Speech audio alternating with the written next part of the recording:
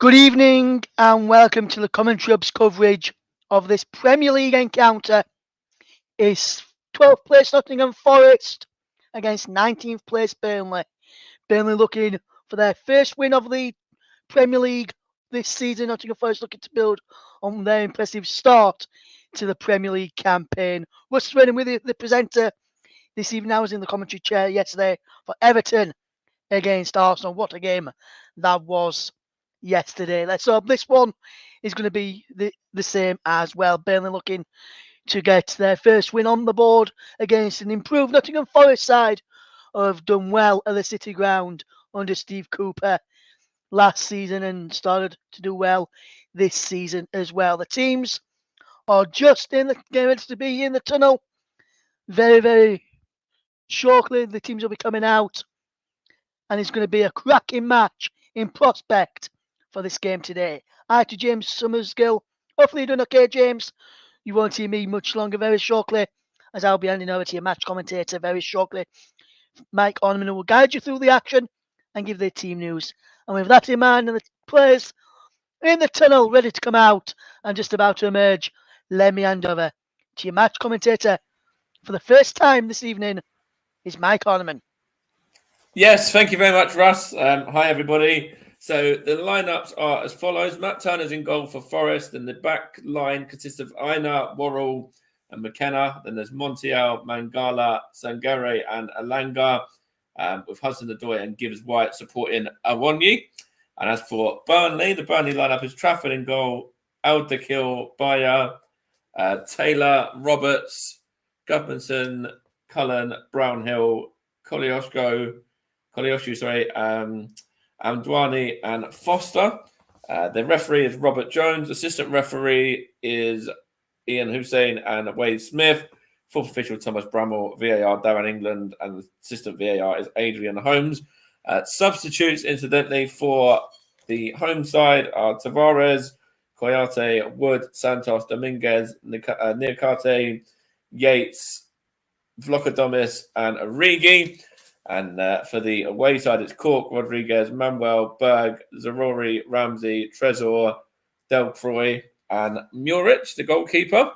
The two teams are just come out of the tunnel just now. So we are going to be getting underway in the next sort of 2 or 3 minutes or so. And then we'll have the Premier League concluded for the weekend, obviously with this being the Monday night game. Of course, they have actually met already, these two sides as well, once this season, with Burnley winning at the City Ground with a late winner in the Carabao Cup just about 3 weeks ago or so. And of course, that'll get them out of the, I think that'll get them out of the relegation zone. I believe they do pick up 3 points today as well. And of course, the defeat will see them drop to the bottom and replace Luton there, who are currently the team that are sitting foot of the table at the moment. And of course, as Russ mentioned, Nottingham Forest are currently sitting in 12th on 6 points. And if they win today, they can move up a couple of places to at very least 8th, possibly even 7th, depending on how many goals are scored. But that would be fantastic if Nottingham Forest can do that. Of course, it's only Burnley's third game of the season as well, after the game against Luton was postponed. And it's their first away game of the season as well. They've been at home in all other 3 Premier League games that they've had, where they lost to Manchester City, they lost to Aston Villa, and they've also lost to Tottenham last time out by 5 goals to 2 as well. James Somerville can't see Burnley coming away with a win today, unfortunately. Well, only time will tell that one, James. But yeah, Morgan Gibbs White's got 5 goals and 8 assists in the Premier League last season, and he's looking to carry that on this season as well. As the two teams are just getting ready for a minute's silence, as we've seen them look across the Premier League and across the Football League in the last weekend of fixtures as well. And that will be taking place, I think, any second now. The referee's just talking to the two captains there.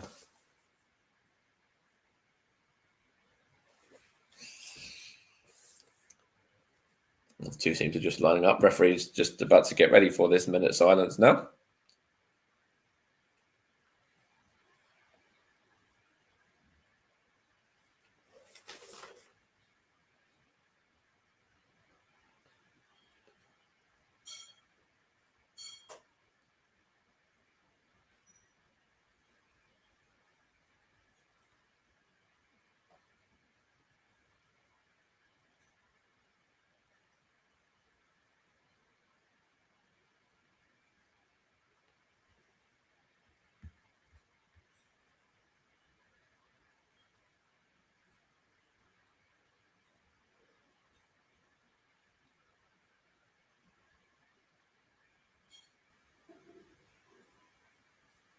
And there we go. That is the minute silence completed.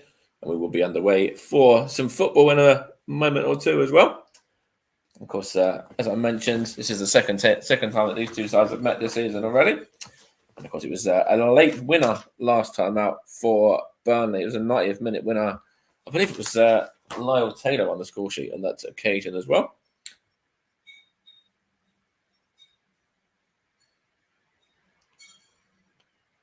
As Nottingham Forest fans are out in full force, and you can see them there with their flags and their scarves raised high.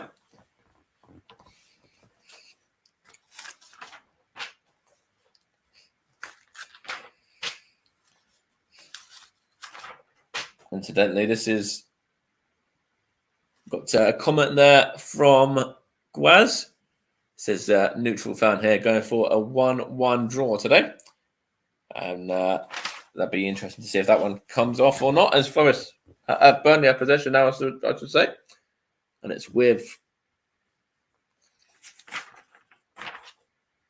Who was that there? I can't even see, to be honest. It's very difficult to see the numbers at the moment. Just bear with me while you just get settled into... There's a throw-in at the moment anyway for Burnley. It's going to be taken by Connor Roberts. Vincent Kompany's Burnley, of course. Quite a casual look for him today. And Roberts going to take this throw on now and throws it back to El Decol. And he's going to just knock it into Bayer. Burnley kicking from left to right in this first half in yellow and black. And Nottingham Forest are in the home kit of the red and white, of course. That's with goalkeeper James Trafford now. And now it's with Taylor, who's in possession. In fact, it's Bayer that time, I should say. And now it's with Alderkill. On to...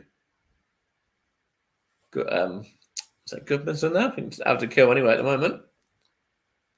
Looks like Burnley have gone a little bit different to how I've got it down here in terms of their lineup. But yeah, it's very, very different actually in terms of that's Brownhill now. Now it's with Taylor. Now it's with Bayer, and then on once more it goes, and now it goes to the right back Alderkill. And just knocking it back now to Trafford. And then Bayer in possession. 2 minutes played, and it still remains goalless. Nottingham Forest 0, Burnley 0. And number 8, Josh Brownhill, is on the ball. And he just knocks it back to Charlie Taylor. He's going to just take a couple of touches and then put it back. He gets it back, in fact, as well. Just giving it, almost gave it away there. Just went through to Trafford in the end. And Awonyi was trying to close him down, but didn't quite get there. It's Goodmanson in possession, and now that is, I think it was Cullen that time. And now it's with, that's good feet there from Cullishow, but it's gone behind for a goal kick to Nottingham Forest. Coming up to 3 minutes played, and it still remains 0-0. Good play from Cullishow there, though, trying to make something happen for Burnley. There's Matt Turner now with a goal kick.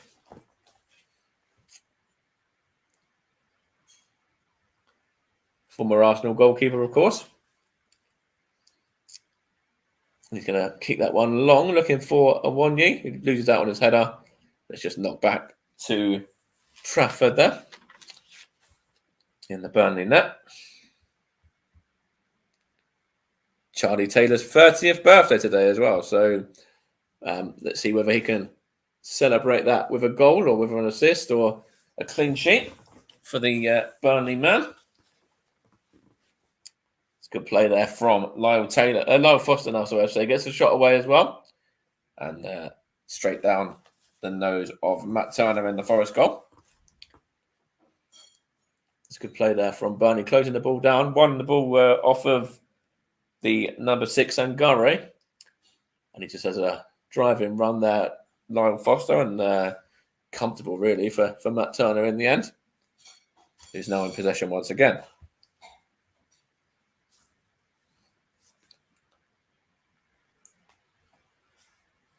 Now it's with Montiel and Worrell there. Montiel's got it back. Looking for number, that was 21, Alanga, former Man United man, of course. And now Burnley have it with Cullen, and then out to Brownhill there. Looking to find Foster and loses out. There's a chance for Forest through Gibbs White now to get the ball moving forward, looking to find Alanga. And good play there from Gibbs White, trying to win that one back. And it's a free kick here for the home side now. Given by Robert Jones, the referee. Lyle Foster's down injured as well at the moment. I'm not too sure what happened with that one.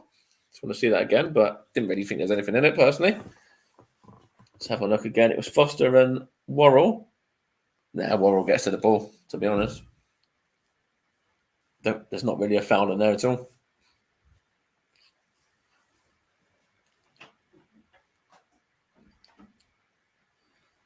There's not a foul in that at all. It's Morgan Gibbs White now for Nottingham Forest. Going to take this free kick. He's going to whip it in, looking for a Wonyi, and it's headed clear from, I think it was Bayer that time.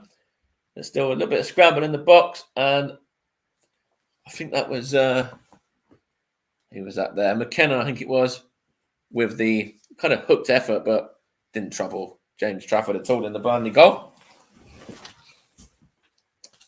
Coming up to 6 minutes played, still remains goalless. And it's Brownhill on the ball. And Nottingham Forest are still looking to make something happen. Premier League this season, defensive record 11 conceded for Burnley. Set pieces, they've conceded 3. Shots on target faces 8.3. And the save ratio was, they're about at 20th or 19th in everything anyway, basically, as Koleosho wins a corner, does he, for Burnley there? Let's have a look there. It's a good cross-field ball. Koleosho beats his man. It's a good run from him. And did it come off the Forest man last, or was Worrell? Let's have a look here. Was it already going out of play? No, it's already gone out of play. So it's a goal kick for Nottingham Forest. Coming up to 7 minutes played here on the Commentary Hub and on all platforms, Storm FM and JB Sports as well, of course. And it's still Forest 0, Burnley 0. And it's with the number 6 for Forest, Sangare. A chance here for Forest to get the ball moving. That's a Wonyi there, knocks it on to the number 14, Hudson-Odoi, wins a free kick there. That's the former Chelsea man. Callum Hudson-Odoi has had a bit of time with the England squad in recent months as well.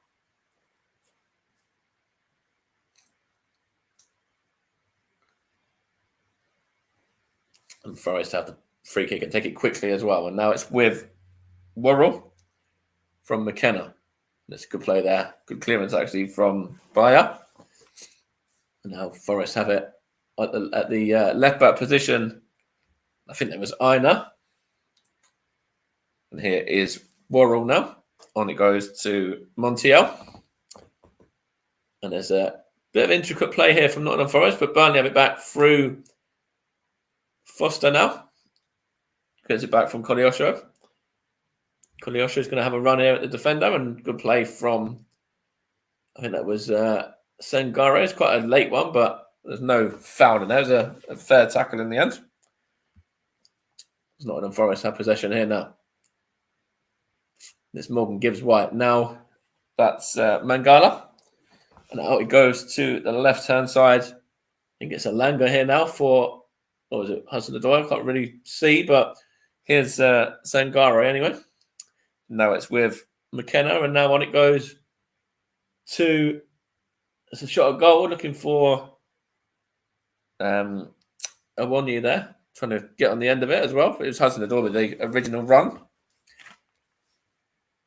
And Forest have possession once more. That's back with Burnley in the middle of the park here, and it's with Cullen. Burnley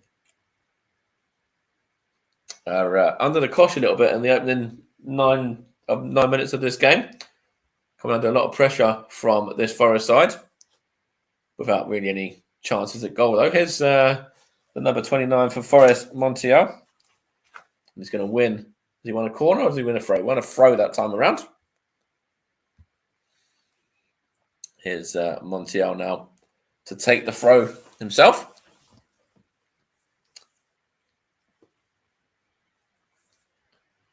McKenna's going into the box, trying to get some more height there. I think he's going to actually go right on the front post as well as McKenna there.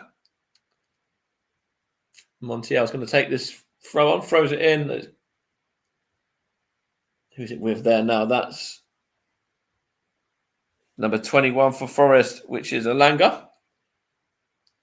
And there's a good battle there, and Burnley win it, and they win a free kick as well. Sengari involved, and he's the man that concedes the free kick, I believe.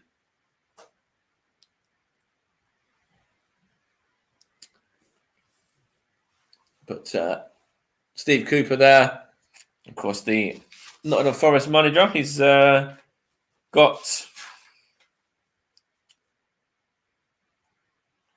not only a couple of games left till he reaches his 100th for Nottingham Forest. It's 96 for him today. Just a couple more, and he'll be at that landmark for Forest. There'll be a yellow card shown here for who's just been booked there. I'm not too sure. Or what for either. Let's have a look there. Was it Vincent Kompany just got a yellow card, did he? Craig Bellamy there getting involved as well. Of course, the former Wales man. There's a yellow card. Or was it a yellow card for James Trafford, possibly? We'll confirm with that one with you in a moment. As Burnley have. It was James Trafford. They got a yellow card there for time wasting. He's got 79 minutes to get through, James Trafford. He's already on a yellow card. Yeah, that's not exactly great for him. Especially considering the certain people's rants that they were having in our commentary hub chat earlier before the game as well. Probably a bit disappointed with him for that one. And if he gets himself sent off, and to be honest, I think there'll be certain people that will have a lot of complaints about that one from the commentary hub chat that we're all in. Here's Koleosho now. Tries to find Foster, and it's cleared out. And it's now with Gibbs White, was that? And now there's a good run here. I think it's Hudson-Odoi going on the run. Going to give the ball to Gibbs White. And cleared out by Burnley towards Foster. And now it's with Cullen and given away there. It's gone out of play for a Nottingham Forest throw. 12.5 played, still remains goalless. It's going to be taken by Aina, this throw. Or Aina, sorry, I should say. And he throws it back to McKenna, who just knocks it onto Worrell as well. And now it goes to Montiel for Nottingham Forest. On it goes to Worrell now. Worrell in to McKenna. Just the defenders knocking it around between them at the moment. You're not really missing anything. Here's Sangare. Now McKenna again. And now he goes looking for Alenga, I think it was. Was that a foul there? The referee says no, it wasn't. And it's now with Montiel for Nottingham Forest. We're going to play it into... That's Alenga, sorry. On it goes There's a chance here for Awoniyi. Takes a deflection. Good block as well, actually, from the Burnley man. I think that was number 28, I believe, Al-Dakil, who made the block. Good play there from Nottingham Forest. And it was Alanga switching the play out to, was it Hudson-Odoi possibly? I think it was. And he tried to find Awoniyi, and it's a good block there. It was Al-Dakil who made the block as well. Great defending from the Burnley man. And here he is in possession again, but he's forced to go back to James Trafford in the Burnley net. And here is is that Taylor now, I think? That is Bayer that time, I should say. He's giving the ball away. And here's a run for Aina. Tries to find the through ball. Is he going to win it back? No, he's not. It's given away. And Burnley have it with Al-Dakil. And it's given away now. There's a chance here for Alanga. Is it going to go on a run? And he wins a throw that time. Does Anthony Alanga. Here's Montiel with a throw. 15 played almost. Still remains goalless. It took to the 90th minute for the deciding goal in the League Cup tie between these two sides earlier in the season. We'd like to see a goal before that one this time around. It'd be nice as Worrell plays it back, looking for McKenna. And then that is the number 5, Mangala. He's got possession now. And here is McKenna. McKenna switches it out to Montiel. Good play from him to try and find a through ball, but Burnley just knock it back, and it's seen back towards James Trafford in goal. And here is Bayer now. Charlie Taylor there if he wants to just pass it short, which he does use. And here is Brownhill now. Brownhill going to bring it out into midfield. What can Brownhill do? He's going to try and knock it back towards Taylor. And Taylor to Bayer.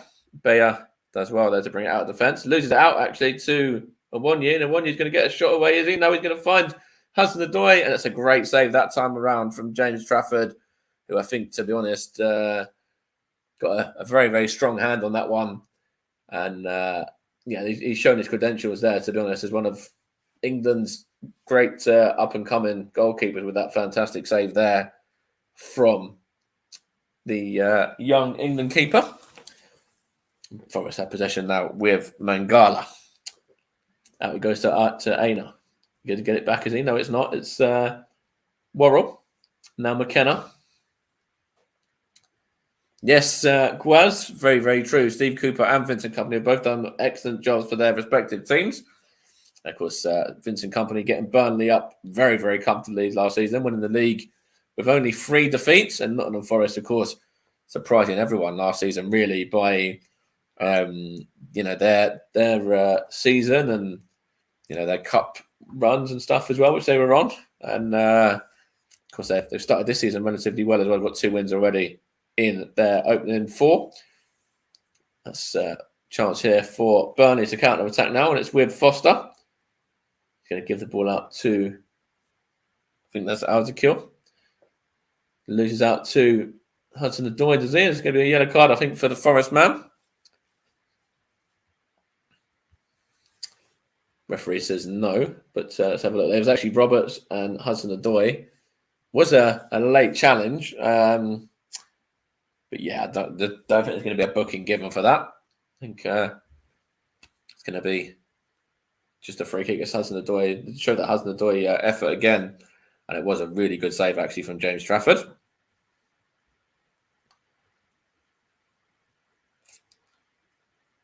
Hudson-Odoi going close there, of course, for the home side.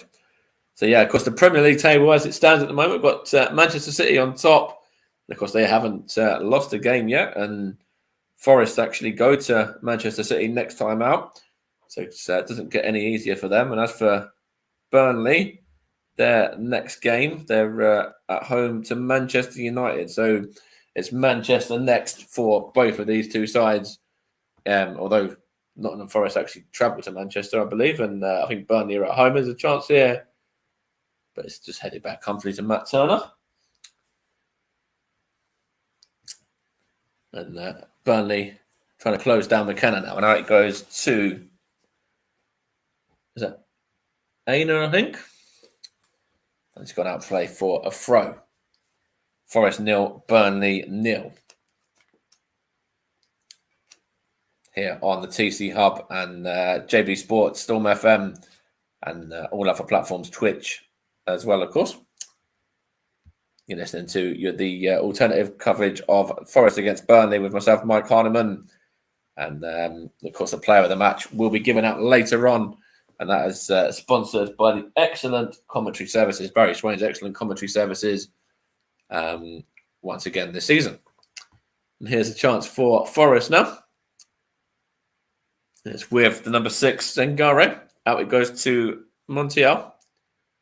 Montiel on to Elanga. Elanga, I think that's Worrell there now, is it? And now it's on to Montiel, but he couldn't keep that one in play, and it's gone behind for a Burnley throw-in. Just inside their own half, probably just been knocked back to James Trafford. Doesn't anybody go long, I believe. But we'll see what happens with that one.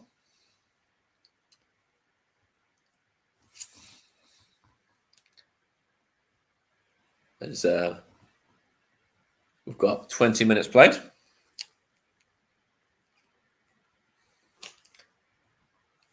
This with Montiel. He's going to lose it out to Kolyosho, is he? He's gone off for a Burnley throw. It's going to be taken. It's 50-50 on possession, by the way. For anyone that's interested in those sort of stats, it's really even for a 0-0 at the moment. Here's Charlie Taylor with the throw.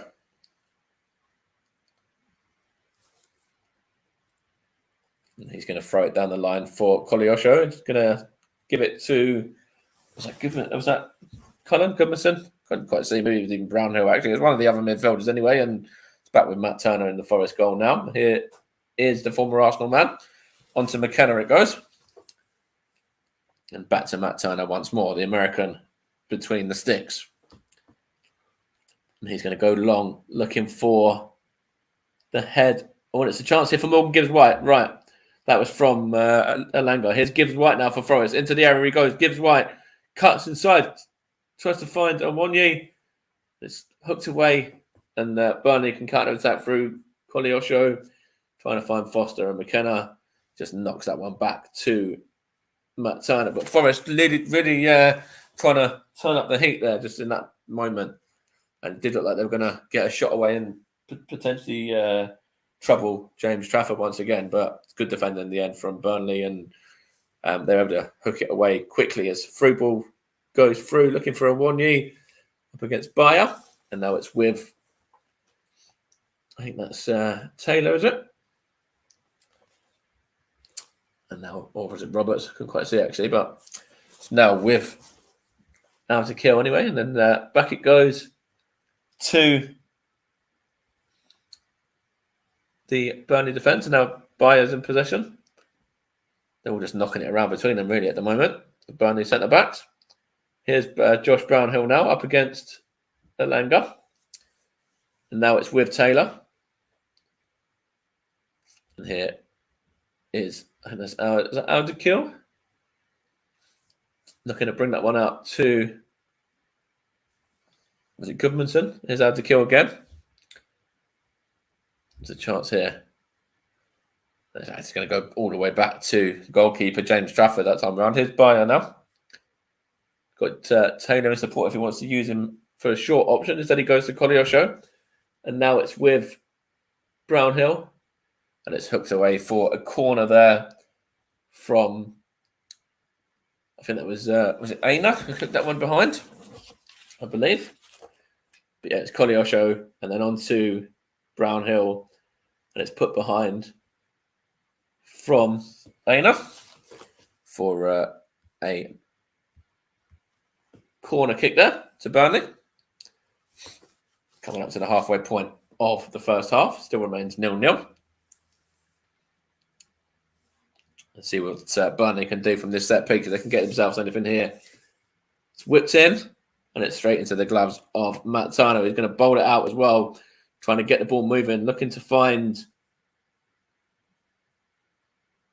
Oh, what's he given there? I think the referee's given a free kick here. I think somebody tried to stop the throw out from Matt Turner. But it's going to go all the way back there. It's very comfortable from the Forest keeper. I literally had no pressure whatsoever. Yeah, it was Koleosho trying to stop him from bowling the ball out quickly there. And that is why it's gone back for a free kick to Forest. There's now Aina on to McKenna. On it goes back to Matt Turner again. And he's going to try and find Morgan Gibbs White. Good little flick from him. And Alanga isn't tall enough to get onto the end of that one. Vincent Kompany barking out some instructions to his side. Trying to get them to maybe play a little bit better. They certainly need to be better in certain aspects of this game, as Forest have had a lot of possession so far. Here's Mangala now.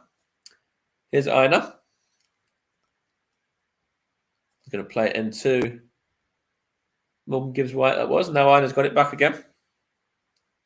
Here's Hudson-Odoi. It's very much even in terms of attempts on target as well. It's one apiece in that regard, but more shots in favour of the home side. Sorry, with 4-1. Touches in the box is 9, and Burnley have only had 1. Here's Onwonu now looking for Hudson-Odoi. What can he do here with this one? Hudson-Odoi for Forest tries to find Mangala, and it's almost Morgan Gibbs White there, but it's going to go away. Is it for a throw? No, it's Aina now. Keeps it in. Whips in the delivery, and it's straight into the gloves of James Trafford. Very comfortable goalkeeping there from him. Still remains Forest 0, Burnley 0 here on the TC Hub. No real chance of note in this game as of yet after coming up for 26 minutes, apart from maybe the one where James Trafford's made the save from Callum Hudson-Odoi. It's probably the only chance really for either side.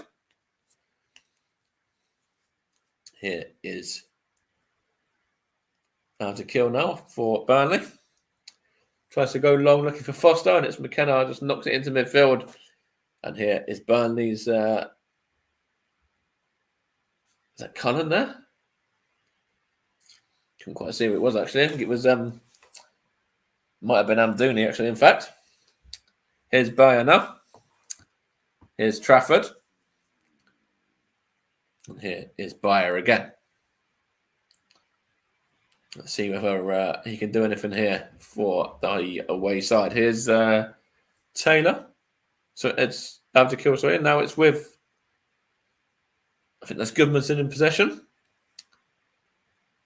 What's going to happen here with this one? It's now with, that's out to kill and then Bayer.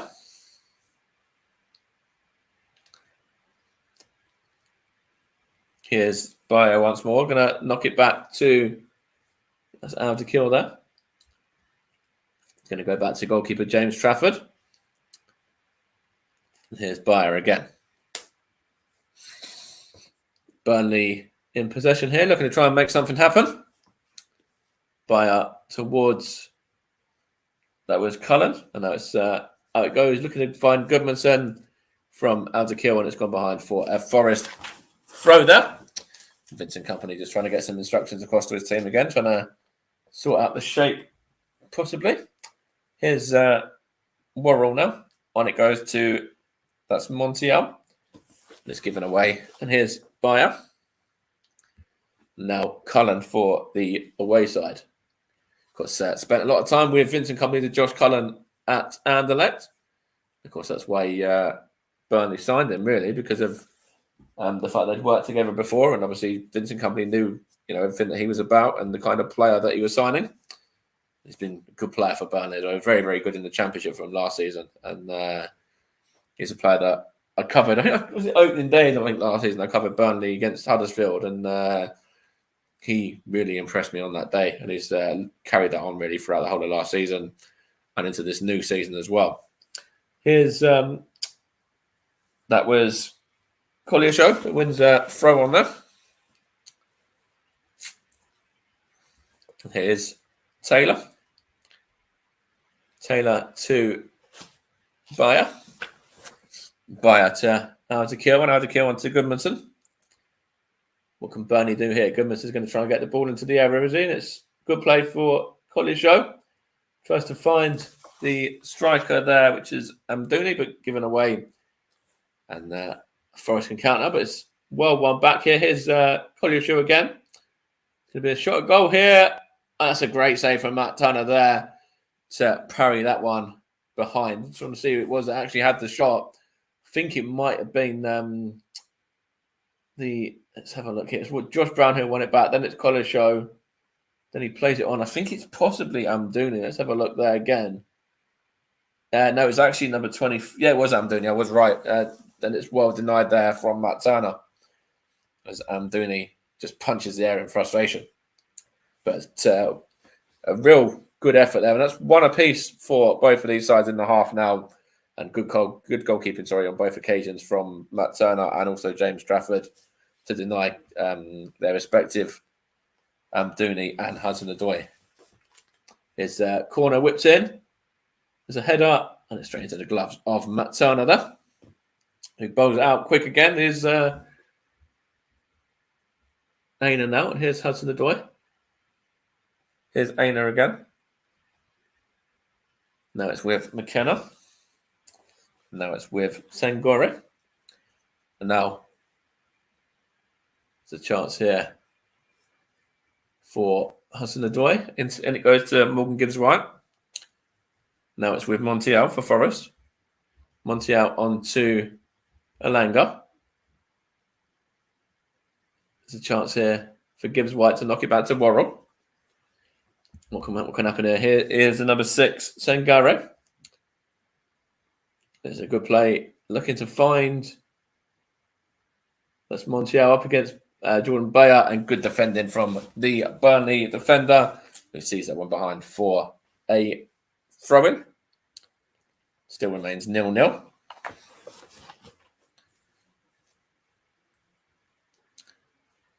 It's right in the corner here for this Burnley throw. 31 minutes played. Still Forest 0, Burnley 0. Of course, as I mentioned, there's been a chance apiece really for both sides. Hudson-Odoi and also Amdouni been denied by their respective goalkeepers. There's a chance here. Good battle actually between Mangala, and Amdouni. I think Mangala's actually got himself into the book there for that late challenge. Bit of shoving and wrestling, really. Not football anyway. Wrestling into the ground though. Did Mangala. Yeah, he was just probably shoved into the floor there, really. I think he's in the wrong sport for a minute. And the straightaway referee goes to his notebook. There's Robert Jones, and really can't argue with that one. There's Aurel Mangala, the Belgian, picks up his second yellow card of the season. Here is James Trafford now when it goes to Alderkill. And it goes to Goodmanson. Goodmanson for Burnley. Goodmanson looking to bring it out to Collishaw. What can Collishaw do here? Here is Taylor. Whips it across for Goodmanson. Goodmanson for Burnley. Knocks it back to Alderkill now. Here's Amdouni. Here's Taylor. Good play here from Burnley trying to build. Oh, great feat from Collishaw there. But then he just gives the ball straight to the Forest man. And they've given away here, though. Cullen's got it back. Into the area he goes. Cullen, can he get a shot where he can? And I think it might have been Goodmanson trying to follow it in, and he couldn't get in the end of it. But here's Lyle Foster now. And it goes to Cullen. Is he going to get a shot away? He got something on it, and it's a chance here for Burnley now once more.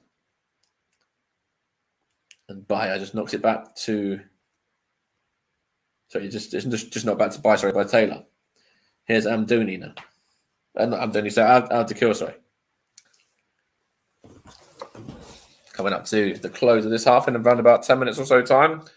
And nothing really has happened apart from those two chances that I've mentioned through Hudson-Odoi and the one from Dooney as well. They've not really had a lot of action in the opening 34 minutes or so of this game, really. Here's Bayern now looking to find Taylor. There's a chance here. Oh, that's a late one there. It's the number 29, Montiel, very, very late there. He goes into the book for that foul there on the number 8, Josh Brownhill. Yeah, very late. Can't argue with that. That's a certain yellow card. I'm just showing this moment here. This is not that far away from Goodman to get on the end of it. Just a matter of moments ago from Josh Cullen's ball. Montiel gets himself his first yellow card of the season. The Argentine. There's going to be a free kick here. It's either going to be Goodmanson or Brownhill. Just decided between them who takes it. Kolyosho is in the area. It's going to be Brownhill, is it? Whipped in, and it's a chance here for Cullen. Here's Kolyosho again. Is he going to win a corner? Thought he did, but it's come from him last and away for a goal kick. Took a double ricochet there, double deflection as Forest looks to get the ball moving quick. Sorry, here's McKenna now. Here's Turner. Now Worrell onto Montiel. There's a chance here for Burnley to win it back, and they have won it back as well. That's good play from them. Sangar loses out, and all he can do is foul Kolyosho, and it's now a free kick to Burnley in a very dangerous position where they'll certainly be looking to get Bayer and Taylor and Robertson out to kill up from the back. Of course, to go alongside Dooney and Foster and Co, who will be in the box already. And it'll probably be either Goodmanson or Brownhill to take it again. But let's see if it's a better delivery than the last one. I think it's going to be Goodmanson. Let's have a look here. It is Goodmanson, is it? No, he's left it this time around. In fact, I haven't taken it yet. It's a little bit of a dummy there as the referee spoke to men in the area. Goodmanson does dummy it, and it's Brownhill whips it in. Very comfortable for Matt Turner in at the Forest goal. And again, they're trying to stop him from throwing it out quickly. But here, he's done just that. Here's Aina now. Tries to find the through ball for Hudson-Odoi. He's in. And it's good defending there. And hooked behind. I think it might have been Roberts that hooked it behind that time. In fact, it was Taylor that hooked it behind for a Forest corner. Burnley just kind of cut open there with ease, and then forced to be put behind by Taylor to stop Forest from getting the shot at goal, which they still may do from this corner though. It's going to be whipped in, I think, from who's taking it there now. Can't see on that other side, but it's whipped in,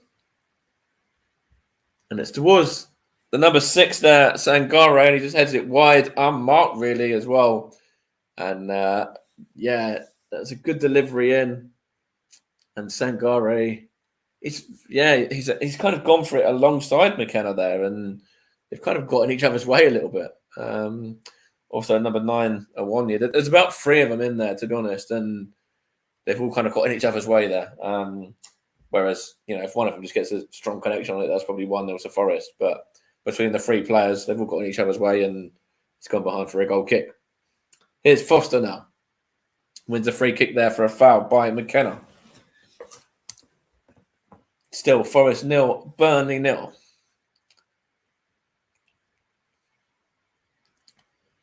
Chance here for Burnley to get the ball moving here. It was given away very sloppily to Montiel, was it? And then it's given away again. Now Foster can have a run at the Forest defence. Now it's with Amdouni. It's going to be behind. Is it going to be a corner? No, it's gone off the Burnley man last. So it's a goal kick.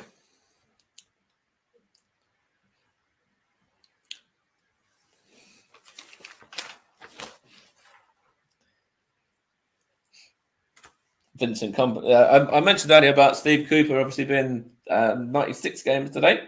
A winner taken to 42 wins for Forest. And 275 gaming management for him as well, I believe. So that'll be his 138th if he wins this one today from 275, which is actually a very, very good record. Around about 50% actually, so not too bad. And as for Burnley, of course, they're managed by Vincent Company, as we all know, and he has had 155 games in management now. This is 155th game in management for him, and he's on about 50% as well, incidentally. So relative in their overall stats is pretty similar, really. His 59th game in charge for Burnley today, looking to get his 36th win. This is quite an interesting stat, that one, sorry. This is only the second. So this is the. So they're meeting for the first time since 1970-71 as well, with the home team winning both on the occasions there. These two sides in that season. So yeah, they haven't met in the top flight since 70-71. So a long time. But it's a great fixture nonetheless. Of course, they have met in the Championship and in cups and stuff. They met in a cup this season a couple of weeks ago, where Burnley came out on top with that late 1-0 win. And Forest's only win, incidentally, against Burnley was back in 2012, where Dexter Blackstock and Billy Sharp were on the score sheet. Remember them? And that was a 2-0 win for Forest. Burnley have possession here, though, and I think they just won a free kick as well. And it's now with Bayer. And here is Alderkill, and now Goodmanson.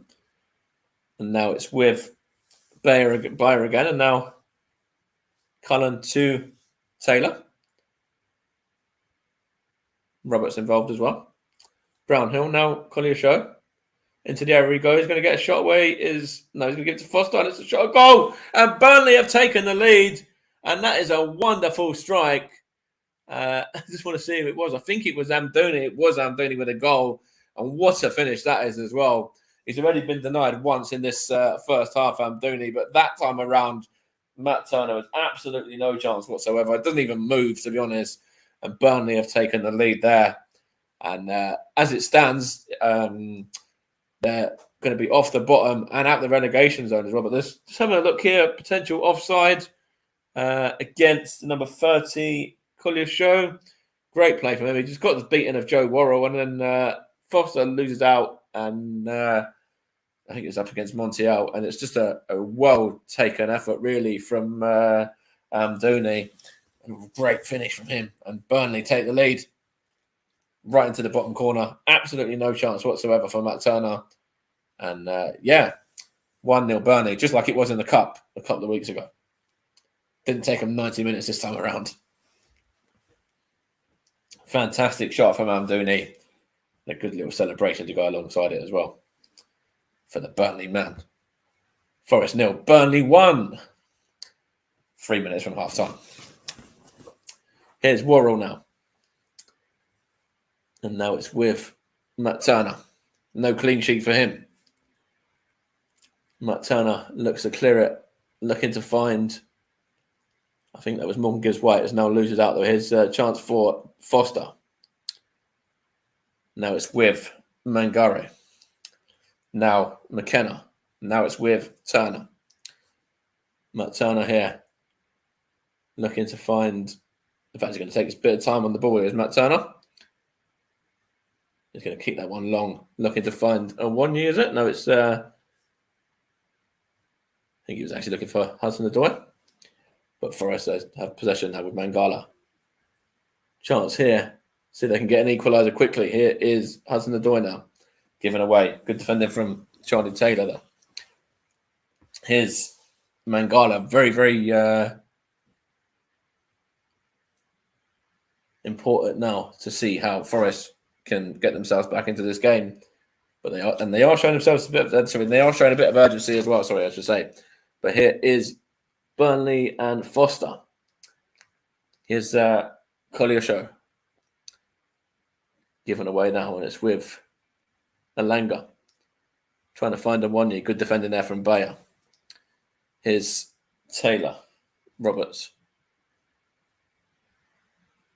And now Cullen.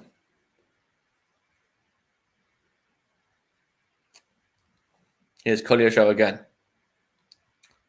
Collier Show here. Can he get a shot away? He's going to try and weave his way through, and it's good defending. And Matt Turner picks that one up comfortably.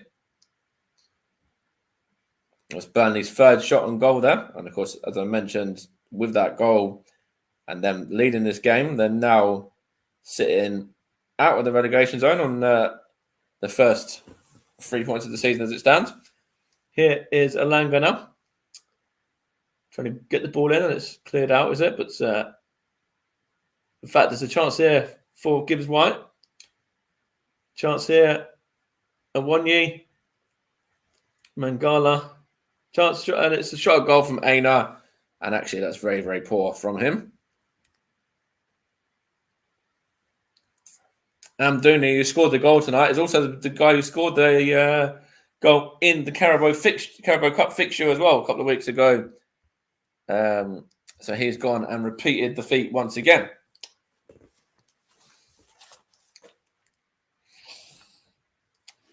So yeah, Luton Town slipped to the bottom of the division now. Everton slipped down, and Sheffield United slipped down with this scoreline being as it is at the moment as well. Burnley outside the relegation zone at the moment. There's a chance here though for Forest through Gibbs White, and here is Brownhill now for Burnley. Wins it back. 2 minutes of additional time, and Burnley will be looking to get through to the break with this 1-goal lead intact. Here's Gibbs White though. Morgan Gibbs White for Forest. Here is that's Alanga now. Good play from him. Alanga comfortable for James Trafford.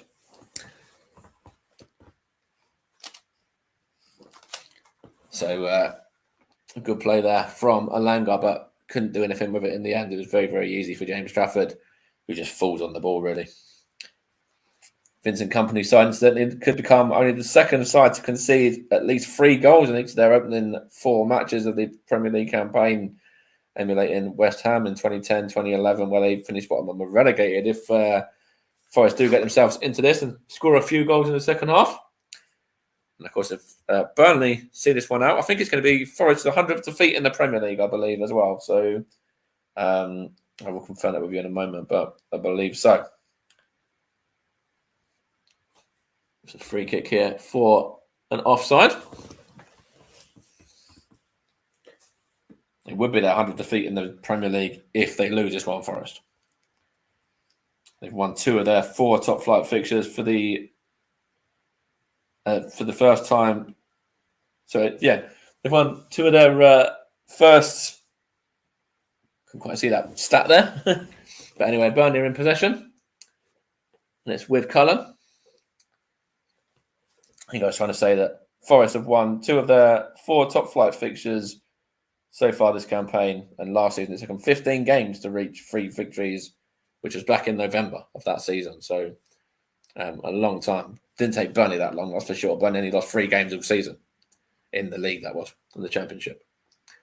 And referee there has blown his whistle, and Amdouni's goal is the difference.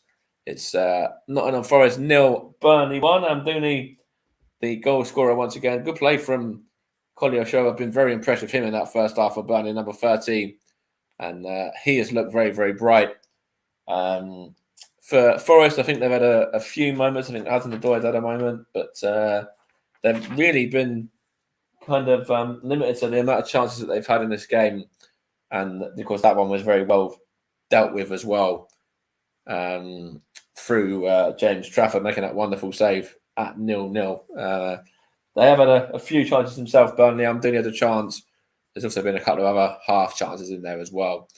But yes, Amdouni's goal is the difference. And we're looking like a little bit of deja vu from the Carabao Cup. Because as we've mentioned a couple of times, it's the same scoreline and the same goal scorer at the moment as well. Forest 0, Burnley 1 at the break. Thank you very much there, Mike Arneman, and we're back with Mike in plenty enough time for the start of the second half. Well, then let's just take a look around what's happening up and down the country in the other matches taking place today in the Premier League Cup, which is the under 21s competition. Ipswich Town 0, Birmingham 0 after 76 minutes. There's some FA Cup games taking place today. We'll get the full-time results a little bit later on. Averley against Kings Lynn, Bradford Park Avenue against Blythe, Chelmsford against Ware, Redditch against Peterborough Sports. Those results will come later, all kicked off at 7:45. We'll try and find you the half-time scores in each of those in a few moments' time. In the Professional Development League, which is also the under 21s division, it was Crewe Alexandra 0, Hull City 2. Crewe Alexandra finished the game with 9 men after Jatta and Lunt were sent off for the home side. In the Italian Serie A, in the earlier game, it finished Salernitana 0, Torino 3. Goals for Torino coming from Bergino, Radolic, and Radolic again. Radolic thought he had an hat-trick on 58 minutes, but that goal was disallowed for offside. No further goals were scored in that game. That's in the Italian Serie A, and it's Hellas Verona 0, Bologna 0 at the break, with Hellas Verona having a goal disallowed for offside through Anin in that game in the Italian Serie A. In Northern Ireland, in the Northern Irish Football League Premier Division, it's Crusaders 0, Cliftonville 2, with goals coming from Gallagher and Ale in that one for the visitors. In the Spanish La Liga, 35 minutes gone, it's Granada 0, Girona 3, thanks to his latest score after 35 minutes. Thanks to goals from Tasankov, Savio and Lopez in La Liga. In the MLS, early hours of this morning, he finished Austin 1, Portland Timbers 2, Mora and Evander for Portland Timbers, who went into a 2-goal lead before Dusure pulled one back with 15 minutes to go. So, those are the scores up and down the country. There was some Canadian Premier League action later on this evening. HFX Wanderers take on Atlanta Ottawa at 11 p.m. UK time this evening. Make sure you stay tuned to the commentary up on Twitter or X, whichever you want to call it these days. It's Commentary Live 1 for that in the end.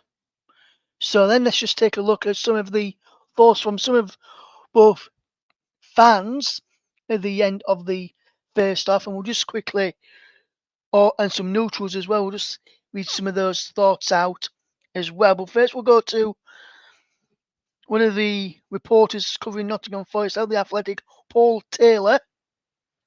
And Paul Taylor says the following at half-time for Nottingham Forest. He says, Forest front four a little lively, but Montiel is having a tough time at right back, and Sangara's had some questionable moments as well.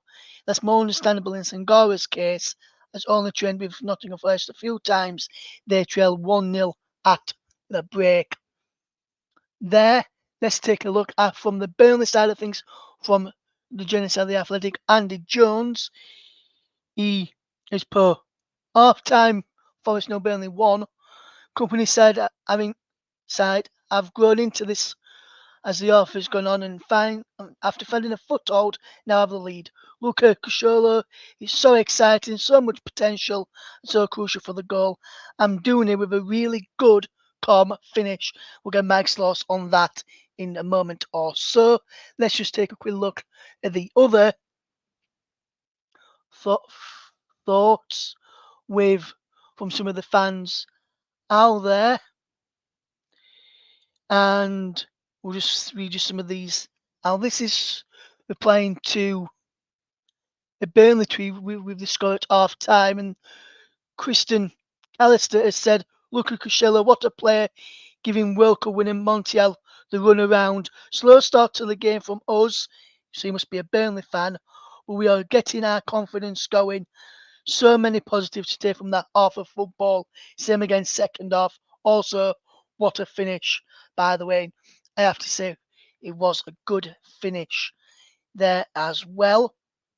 So many, Adam A. Crawford, 1993, says, so many teams taking undeserved leads. It annoys him.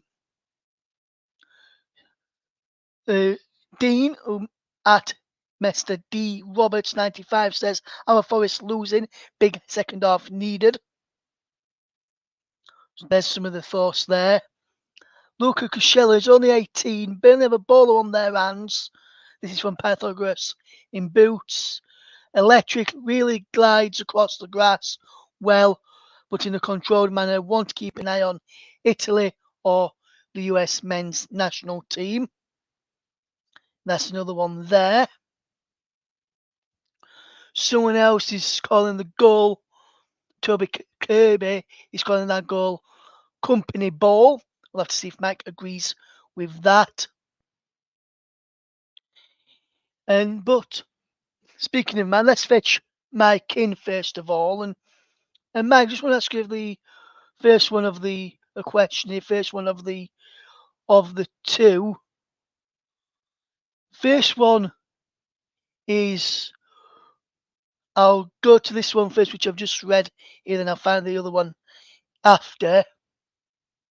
And someone's calling that goal from Burnley, Toby Kirby, is saying that's company ball.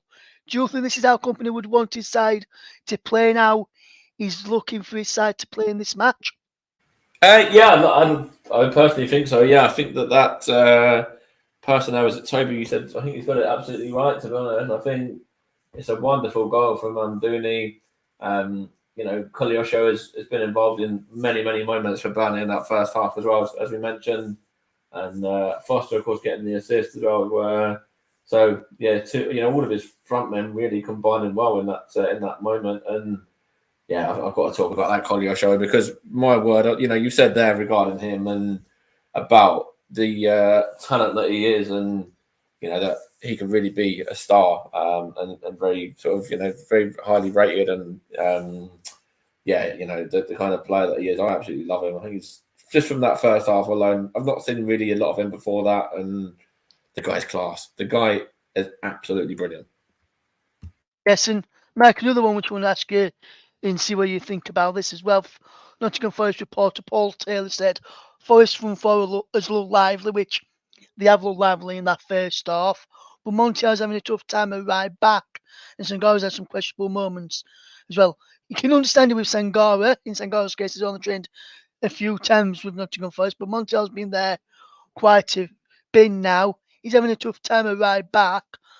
Why do you think that is? Why do you think Montiel's having a lot of problems at right back? And also, do you agree that Forest front four, when they've got on the ball and try creating things, have looked very lively, just like something in the final third?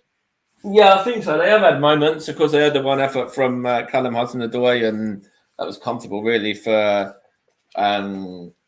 goalkeeper James Trafford just to parry that one, that sort of rounded away from goal. But I think they've had their moments. They've had a little bit of possession, and they're trying to make things happen. But to be honest, I don't really think Burnley have been troubled that much either. I think, bar the one chance that I mentioned just a minute ago, they've not had really that many attempts on James Trafford's goal. And yeah, regarding the Montiel situation, I don't really know. I think he's a very experienced player. He's a World Cup winner and everything like that. But it's just Kolyosho, really. I think he's just been so good that he's just kind of I don't know really. He's like, he just can't handle the pace of him and the youth of him, really. And the sort of rawness of him, I guess.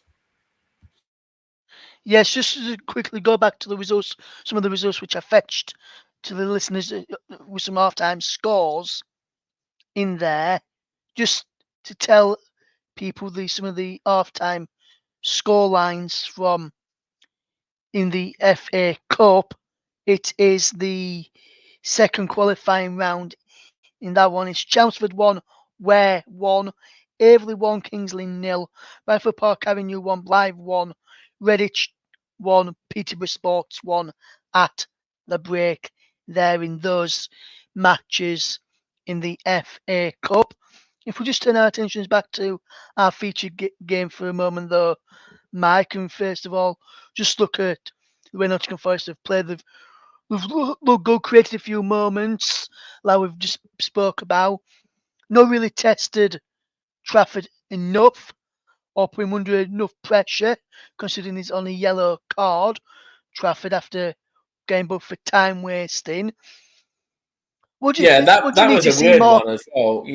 Seeing James Trafford get booked for time wasting after 11 minutes, it's a bit odd, that, to be honest. But But yeah, carry on. unless it's down to the referee wanting to set a mark, saying I want no time wasting in this game, and that's why it's get that early card. But what I was going to say is, from Forest, what do you want to see more of from that front four? Because we've got some quality players in that front four. We know what Langer can do from his time at Manchester United.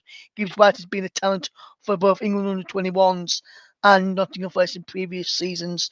Callum Hudson-Odoi, we know what he can do from his time when he was playing for Chelsea. And Tyrone, we know what he can do from his time in the Bundesliga. And since he's come to Nottingham Forest as well. So from that front four, Mike, what do you want to see more of from Nottingham Forest? Because when I look at the front four at the moment, in terms of touches,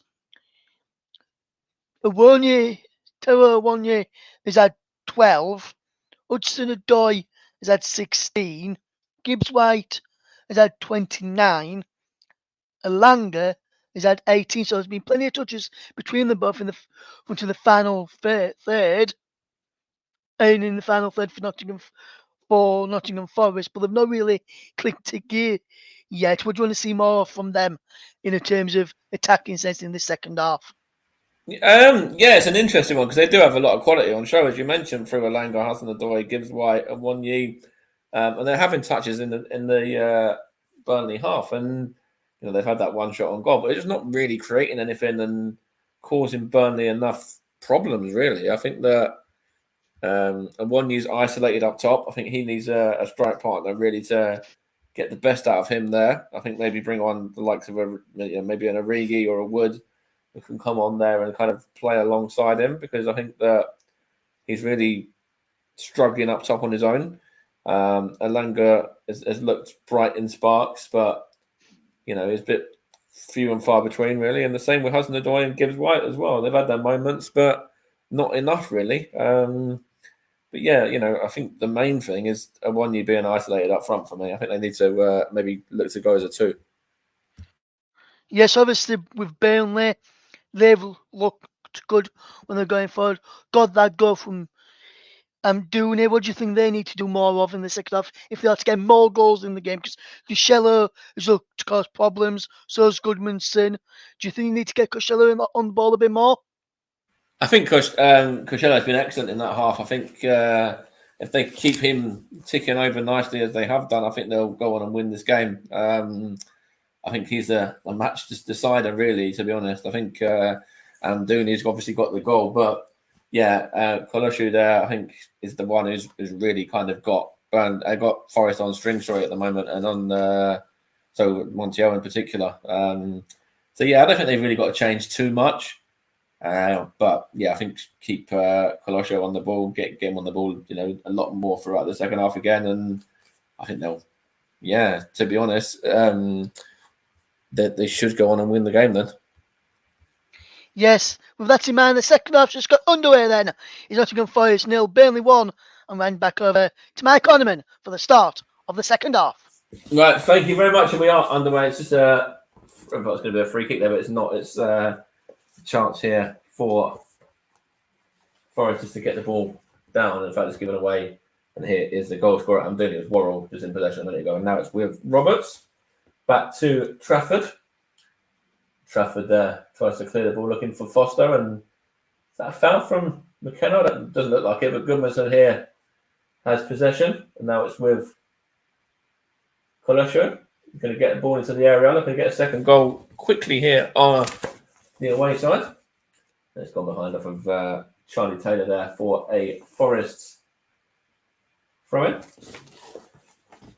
Nottingham Forest 0, Burnley 1. If you're joining us late, and it was Amdouni on the score sheet, set up by Foster for the two strikers there, getting an involvement for Burnley, one with the assist and one with the goal. And here's a chance for Forest now, giving away his Mangala. Hooked for a 1-year. It's now with Gibbs White. Here is Taylor now. Goes back to goalkeeper James Trafford.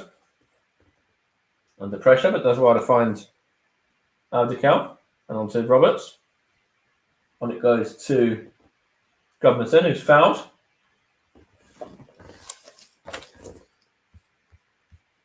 And he stays down as well, does the Burnley man.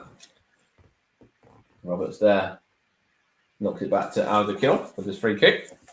And here is Bayer now. And what can he do here? Bayer is going to turn well and actually play it out to Taylor in the end and get it back as well. Here is Bayer once more, the German, Jordan Bayer. What can he do here? He's going to knock it back to goalkeeper James Trafford under pressure from a 1-year. Burnley playing dangerously, living dangerously there, but they've got away with that one. And here is Brownhill now. And it goes to Cullen. Roberts as well. Right? Now Gudmundsson. Now Foster. Foster back to Aldical. Here is, that was Cullen, was it? And that was Amdouni that time. And here is Roberts now. Now here's Cullen for Burnley. Here's Bayer. Jordan Bayer just knocks it back to goalkeeper James Trafford. And try not to refer to him as Fogden's brother for anyone that watches the Bolton channel, because he always says that it's his brother, because obviously he's an ex-Bolton man, isn't he, as well? Here is Cullen now. Here's Roberts. And now it's with 25 Amdouni, the goal scorer. Trying to find Foster. Good bit of play there from McKenna. But it's now with Collier. Chance here for Amdouni.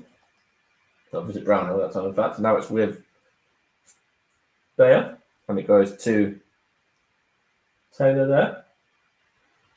Foster, he's shoved by Worrell. Nothing given, and Forest have possession there.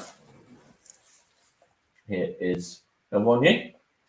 Still looks quite isolated as a 1-year up top, and kind of shown there. He does win a free kick for the foul by Jordan Bayer, but was it? In fact, it wasn't Bayer. It was actually Cullen that time around, I should say, just shoving him to the floor. But he looks isolated there, as I mentioned during the half-time interval. Really, there's a 1-year. I think maybe bit of support for him wouldn't go amiss in the second half with the likes of Origi and Wood on the bench. I do think Divock Origi will probably come on at some point, and that will certainly upset a few Burnley fans if he's to score. And because obviously they were in alongside Forest, looking to try and sign Divock Origi in the transfer window. The free kick here for the foul on Gudmundsson now. I think it was by Aina, was it? Here is Roberts. On it goes to Bayer. And here is Charlie Taylor. Here's Kolyosho again. What can he do here? Kolyosho going to get a shot away, is he? Now he's going to find Amdouni, sorry. And he's going to win a corner out of that one. Is the Burnley goal scorer, looking to try and double their lead now.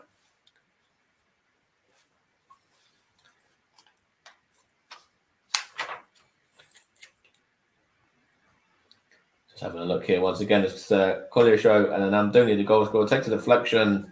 I think that was off Sangare, I believe, or might have been Mangala. It's gone behind for a corner anyway to Burnley. Bit of pushing and shoving in there. It's whipped in this corner. It's headed out there, but only as far as, is that Taylor? He just knocks it wide. And it's going to be a goal kick here to Nottingham Forest. Taylor on the edge of the box.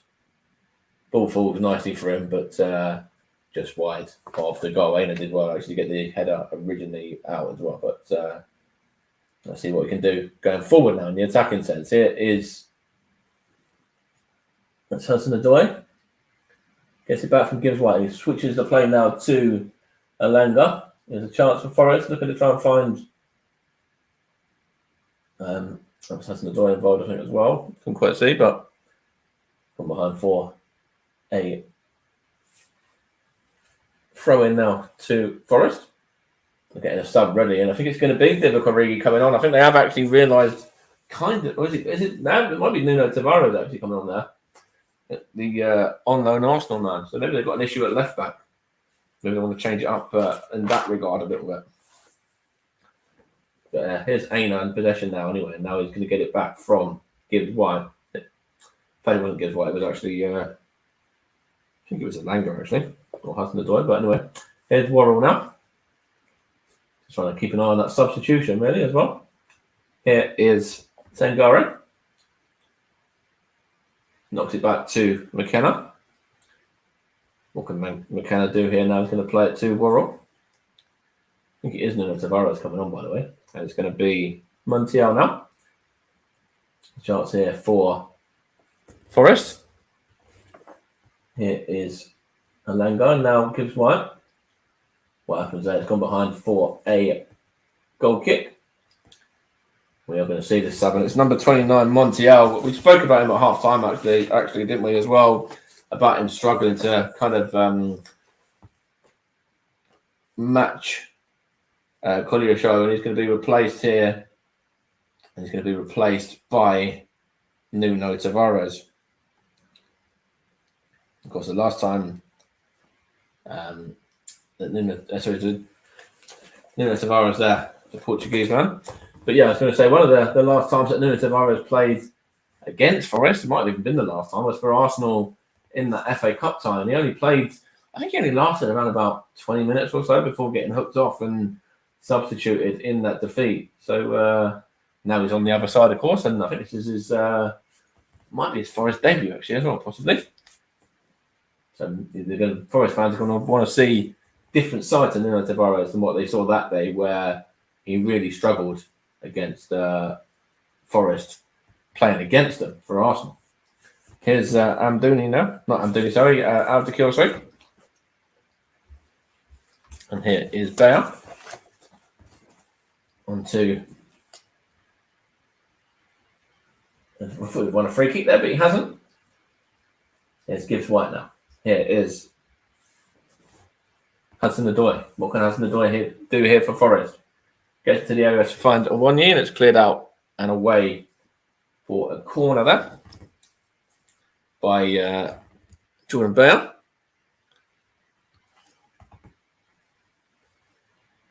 And loses the possession to Jordan Bayer. Is he fouled? Looked like he was fouled. The referee said no, though. I think it was against Aina, was it? But that was a corner for Forest anyway. There's Morgan Gibbs White over it. See what happens here. Morgan Gibbs White to try and get a leveller here for the home side.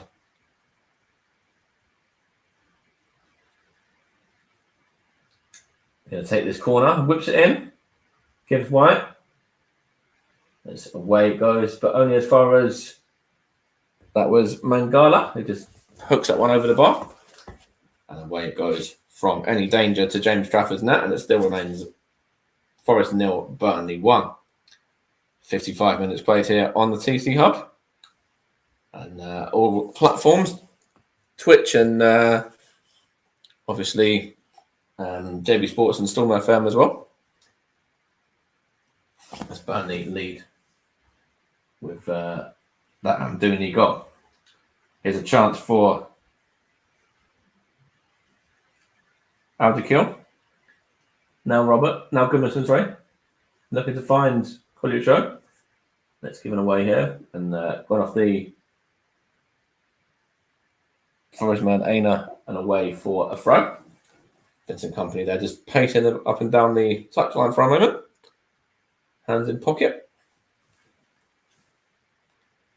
But he's very happy, I'm sure, with his side leading this game. I'm sure he'd be even more delighted if he decided to go on and get a second and seal the deal, really. Here is Tavares now. Here is Gibbs White now. Gibbs White for Forest. They're going to find Alanga. Good ball. Right, Alanga for Forest. What can he do here up against Taylor? Alanga, Aina on the overlap. Aina into the area. It goes, hooked away. Here's Collier Show. Good feet from him, but loses out. Whipped in. Looking to find a 1-year, but no, it's with Tavares. Now Hudson-Odoi here. Hudson-Odoi for Forest.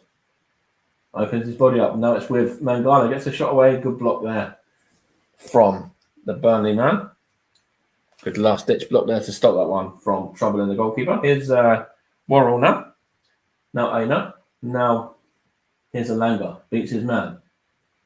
Does well with Alanga. Anthony Alanga whips it in. What can the Forest do here? Gets a head on it. Does Gibbs White, but couldn't do anything with that. And it's gone behind for a goal kick. It's good play though. Down the right side there, and Morgan Gibbs White just couldn't quite get on the end of that one. Got a 1-year in there as well, but Gibbs White just couldn't get a strong enough connection on that and keep the ball down. It's a good play from Mangala. Give a handball there against number 28. Now to kill, but no penalty or anything given. Don't even know if it went to VAR actually. Well, nothing really VAR based in this game so far, which is quite nice for a change. It's like we're watching a championship game or EFL game. Apart from we haven't got dreadful referees at the moment. Anyway, here is Bayer now. And now here is James Trafford. What can he do here? He plays it out to Taylor. Chance here for Burnley to go again. Good play from Foster. Lyle Foster here. Foster, good run from him. Plays it out wide to Collier Show. Collier Show, good head out from Worrell. Now it's with Cullen. Now it goes to Collier Show again. Cullen once more. Collier Show once more again. As well, sorry. Collier Show gets Dina. Dina does well. Can he keep the ball in play? He falls over there. Is he fouled by Collier Show? Referee says yes, he was, and that's a free kick to the home side. He was just trying to shepherd it out for a goal kick. Burnley still leading by a goal to nil with Amdouni's goal, which was scored after about 40 minutes, I believe, of this game. The only goal of the game so far. Chance here for Mangala. Sangaro, sorry. No, he's going to give that one away. No, here's Trafford for Burnley. Now it's Roberts. Throw in here to be taken by Tavares. On loan from Arsenal. And Tavares just throws it back towards McKenna and then on to Worrell. And then on it goes to, I couldn't quite see who that was there. I think it was throwing for Burnley now. Half an hour to go. Here's Cullen. Here's Collier Show. Tries to find, I think that was Taylor, but went out play for a throw. And now here is Nottingham Forest in possession with McKenna and Worrell. McKenna in possession at the moment.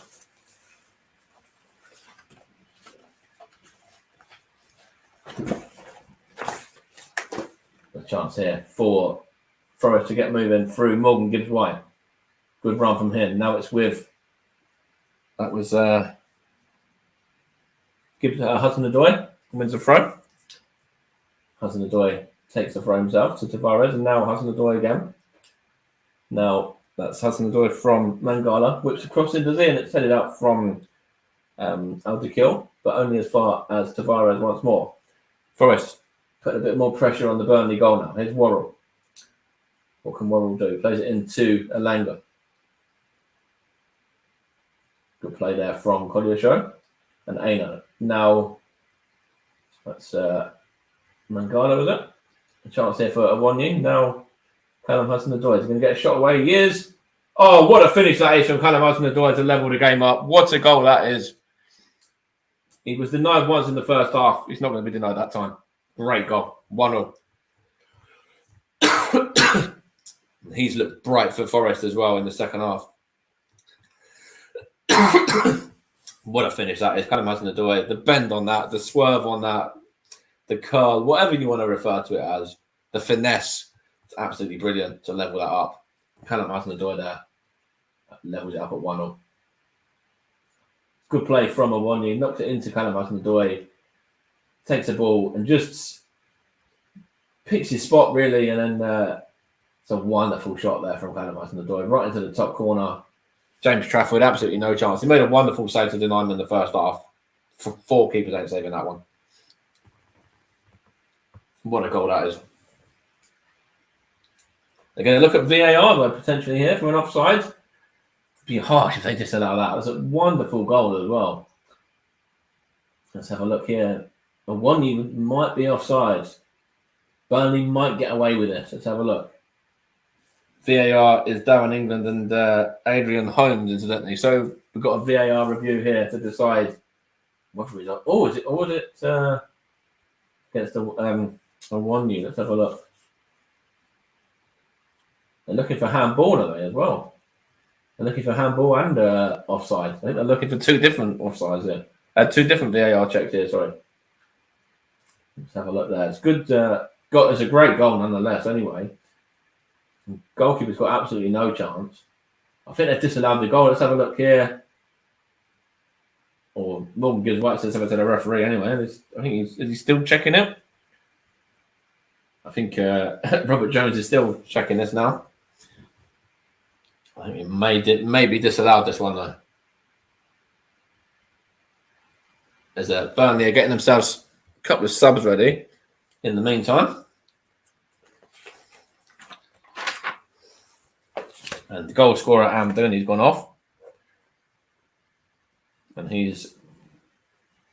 Who else is coming off here? Let's have a look. Right, the goal stands. It's 1-1. The goal has stood there. And Forest are level. Let's go have a look at the two substitutions here. We've had Zarori come on for Amdouni. And we've also had Berg come on for Goodmanson as well. In those two substitutions there for Burnley. In the aftermath of that leveller, Callum Hudson-Odoi.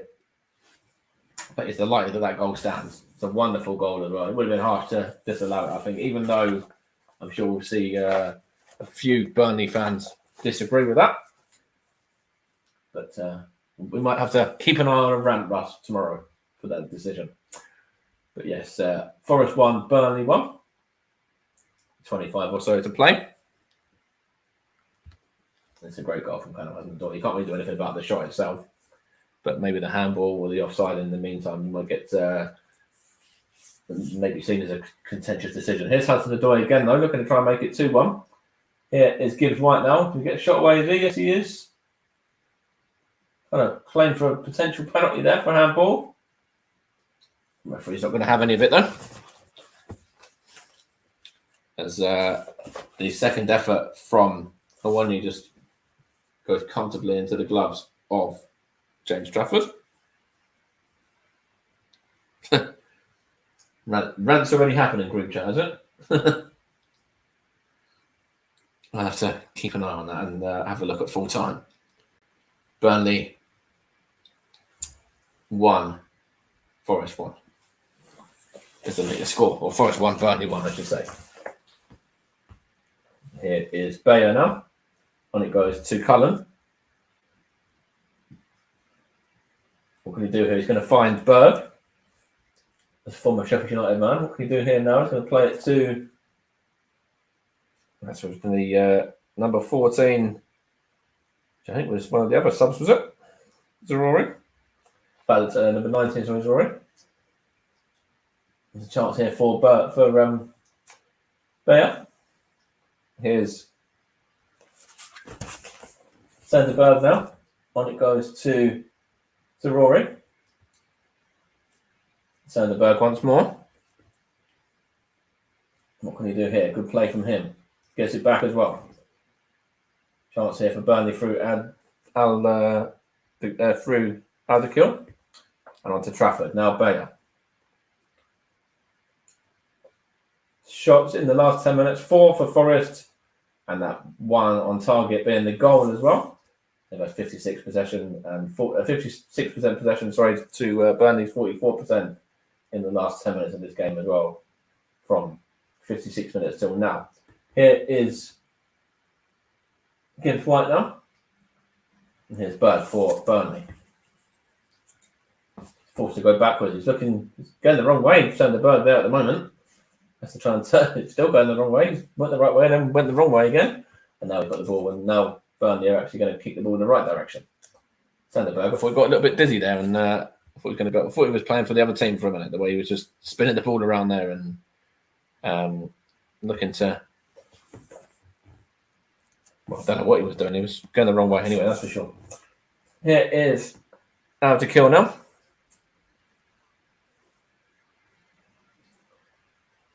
He thought he was playing for Burnley in the first half. Now it's Trafford. Now out to kill again. What can he do here? He's going to slow it down here as the Burnley defender. When it goes to Bayer. Jordan Bayer now. Trying to bring this one out into midfield. Here's Sanderberg. Here's Zaroury now. What can Zaroury do here? Now it's with Roberts. Chance here for Zaroury. Whips it in. Trying to find Collier Show, and it's gone behind us. The Forest man, Aina, and away for a throw. It's going to be a chance here for Burnley to get a ball into the box. It's going to be, I think it's Taylor to take this. He takes it short to Collier Show and gets it back. And wins another throw again. Taylor's going to take it himself once more. Of course, this scoreline as it is sees Burnley drop back into the relegation zone. But they are still 20 minutes away, so it could either go in their favour or against them still in this time. They just show the Hudson-Odoi goal again. It's a wonderful strike as well. Keeper's got absolutely no chance off the post, and it's a wonderful goal that from Callum Hudson-Odoi for Nottingham Forest to level the game up. You're listening to the Commentary Hub and JB Sports and Storm FM with myself, Mike Heineman, doing the alternative commentary on this game. We've done a game for so long. That's probably why I sound very, very rusty. If you're tuned in as well, when you're thinking this guy sounds a bit, like he hasn't done a commentary for a while, because I haven't. But anyway, here is a through ball to find Awonye. Here's Trafford, and now Bayer. What can you do here with this one? Tries to bring it into midfield. Here's Bayer again. Now it's with the impressive Collier Show. Here's Foster now. Given away. And there's a chance here for Amdoni just to knock it back to goalkeeper Trafford. It still remains Forest 1, Burnley 1 in this game. And still plenty of time for something to happen and somebody to get themselves a winner yet.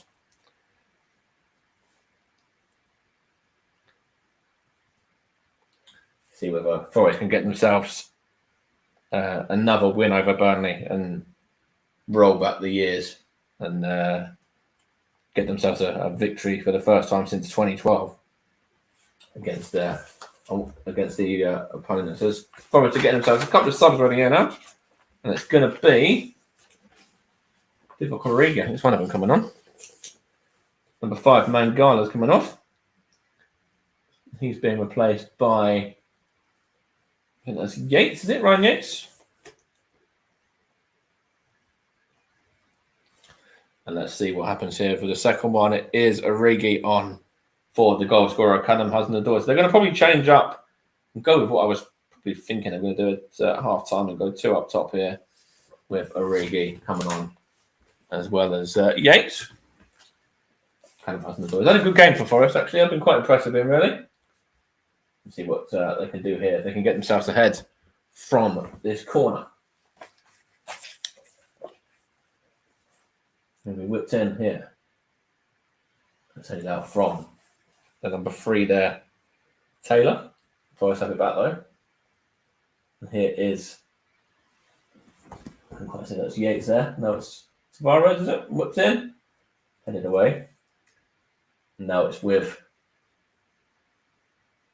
trying to find the Rigi, but here's Collier Show again. Brownhill. Gone behind. Might have been Goodman and actually gone behind for a throw. It's going to be taken for Burnley by Cullen. Robert, sorry, that is. Roberts will take this. Just trying to get a few extra yards on that. He finds Foster now. What can Foster do here up against Worrell? Foster looking to try and win something. He does win himself a throw as well as the Burnley striker. Obviously, the man who got the assist for Amdouni's goal, which was levelled out by Callum Hudson-Odoi. But he's led the line quite well, actually, has the Burnley now. It's going to be taken here, this throw now by Roberts again. Takes a throw in here now. It's back with him. He's going to see it out for another throw this time. Yes, he is. Still remains Forest 1, Burnley 1. And Roberts going to take the throw for the 3rd time. Long throw into the area, looking to find Foster. Shot at goal goes from Drury, and it's high, wide, and not so handsome, as they say. Good throw in there from Roberts. Knocked on from, I think it was Foster, was it? And Drury just gets a shot at goal, but not troubling Matt Turner in the Forest goal whatsoever. Vincent Kompany there, head in hand. Here is Joe Worrell now for Nottingham Forest. Here's McKenna. Here's Yates. Now McKenna again. Now Worrell. Now back to keeper Matt Turner. Tries to find a 1-year. Before I have it through Yates now. Now it's with Aina. What can he do here? He's got a bit of support as well with Alanga on the overlap. So he chooses to use him. That's gone behind for a corner. Forest looking to get themselves ahead for the first time in this game. Forest 1, Burnley 1.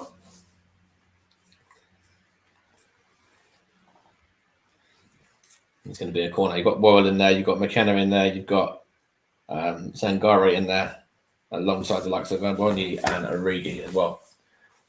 A lot of height in there now with Origi on as well. Corner whipped in. Tries to find a 1-year. It's over the top of everyone, and Burnley can bring it away with, I think that's, I couldn't quite see, but Collier was trying to chase it down anyway. Now it's with Matt Turner. He's going to play it into midfield to Yates. What can Yates do here? Does well to just find Aino, and then he just passes it to Worrell and then McKenna. And Worrell again. And it goes to Yates now. Here's Morgan Gibbs-White. What can he do here? Looking to make something happen here for Forest. Good through ball, looking to find the Rigi, but just couldn't quite get a foot on that one. Just couldn't quite stretch his leg out far enough. Could the former Liverpool man. So we're looking to get another sub ready now. Burnley are going to be bringing on number 31, Mike Tresor. He is going to replace Collier Show, who's had a very, very good game. Contender for player of the match, for sure. And Mike Tresor comes on in his place. Does the Belgian. There's a throw in here for Roberts, for sake. No, he's thrown that one straight into Aina. And chance here for Forest. There's a foul there from Gibbs-White. And it's a free kick here to Burnley. So yeah, Mike Tresor comes on for Collier Show. I've been very impressed with him, actually. I think he's a real talent for Burnley. He's been involved in a lot of good things for them in this game today. And if Burnley is to survive this season, I think he's going to have a really big part to play. The chance here for Rory, and it's put into the net. Is it? Yes, it is. And it's Lyle Foster now. Burnley back ahead again. And Lyle Foster has got himself a goal now to go alongside that assist he got in the first half. So Rory finds him. And Burnley, moments after taking off the man who I thought was going to be their match winner at half-time, has gone and made it Burnley 2, Forest 1. And Lyle Foster on the score sheet. McKenna there looking a little bit dejected, shaking his hand in frustration. But, yeah, that's a great bit of play from Burnley. And a wonderful goal from Lyle Foster. Let's have a look here. Poor defending from number 26, McKenna. Muscled off the ball, sorry, too easily. Sanderberg just knocks it across, actually. I think it was to... Oh, might be a handball. Let's have a look here. VAR check for handball, possibly. Once again. Sanderberg. It's a wonderful ball, just into Lyle Foster, and he just taps it in past Matt Turner, but see whether this one's going to stand or not. Because there was a handball in it. Let's have a look here. Maybe McKenna might get away with that. He might be a very lucky boy there. Let's have a look what the referee, Rob Jones, is going to say. Very contentious VAR decisions. I said it earlier on that we didn't have any VAR decisions to deal with. We've had 2 since, and both resulted in goals. So that's cursing the commentator for you, isn't it? What's happening here? Referee is going to the screen to look at this one, which means it probably will be disallowed by what we normally see from people going to the screen. That's going to go check on the monitor for handball there against Sanderberg. Does look like handball to me. So it could very easily be disallowed on the back to 1-0. But let's see whether it goes in Burnley's favour or in favour of the home side. Referee looks at it and it's disallowed the goal. It's back to 1-1. Handball has been given and it's now back to Forest 1, Burnley 1 again. And that goal from Lyle Foster has just been chalked off for handball by Sanderberg. So yeah, very lucky there from McKenna. Got away with that one. Very poor defender from him. Slips. And blatant handball. We can't really argue that one. As McKenna looks to try and bring him down to, on his recovery, really. But yeah, Lyle Foster's goal disallowed, and we're back to 1-0 and all square again. Here is Trezor now. And now is it Rory now? Gets across into the So Rory for Burnley. Tries to find Sanderberg, but it's straight to the gloves of Matt Turner. Coming up to 10 minutes remaining of this game, and it still remains Forest 1, Burnley 1. After that low Foster goal has just been disallowed. Here is Mangala now. Oh, sorry, Sangaro now, sorry. Here's Aina. Sangaro again. Here is Worrell. McKenna now. Now Yates, now Tavares. Gives the ball away to Tavares. Gets lucky there and ricochets out of play for a throw. Off of Sanderberg.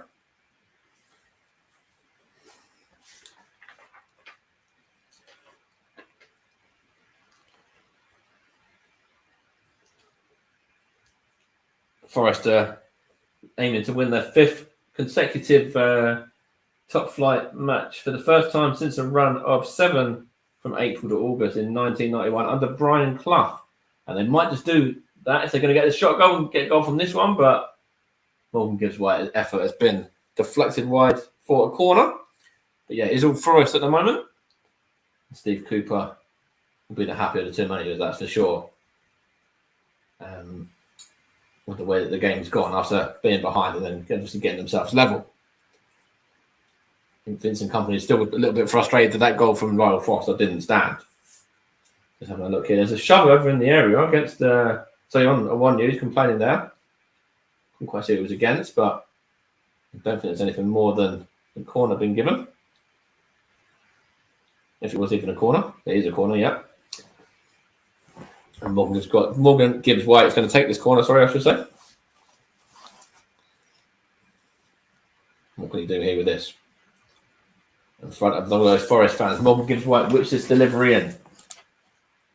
Oh, when it's under the gloves of that was Trafford who spills it as well. When poor goalkeeping, really, he gets away with that one, and now Forest have it in their own half. And Mike Trezor just fouls his man there. There's a Forest man down, but they're going to continue on with play because they want to throw. I think the referee might go back and give a yellow card here, though, is he? No, he's not. He said he might do in a second here once the ball goes out of play again. But I think the Burnley man has just got away with that one, I think. As we're entering the closing stages of this game. Burnley trying to hold out for at least a draw now. And here's Aina to take the throw. Try and get Forest a late winner. Ola Aina. What can we do here? Takes the throw in and it's straight into the Burnley, straight away from the Burnley defence, right? And you can counter here as well. It's now with the left back Taylor. I think it might even be. Okay, that's Foster now. Now it's Sanderberg. Is he going to win his battle against Tavares? No, he's not. It wasn't Tavares, it was Origi. Now it's with goalkeeper Trafford from Aldekil. And Cullen. Now, what can Burnley do here now? Trezor was involved there. He got it back again as well.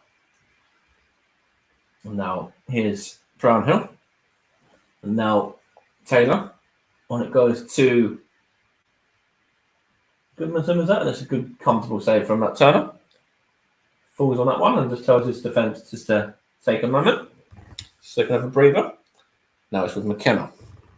Now here is Sangare.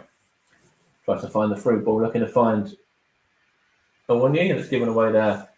But one back, in fact, by Sangare again. Now Aina. Now Worrell, and now McKenna. And now it's with Yates. Now it's with Aina, and now is that a foul there? Referee says yes, it was against Bayer. Jordan Bayer throws the ball away. Has he been booked Jordan Bayer already as well? I think we're going to get another sub ready in a moment.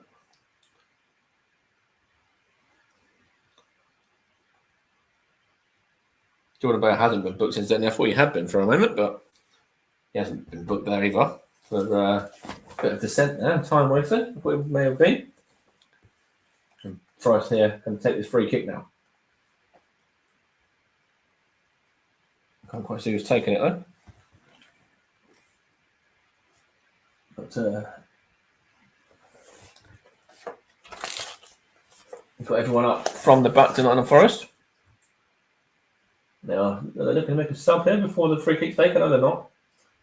It's put in, looking to find Worrell. There's a foul there. And a free kick to Burnley. Foul on the edge of the area.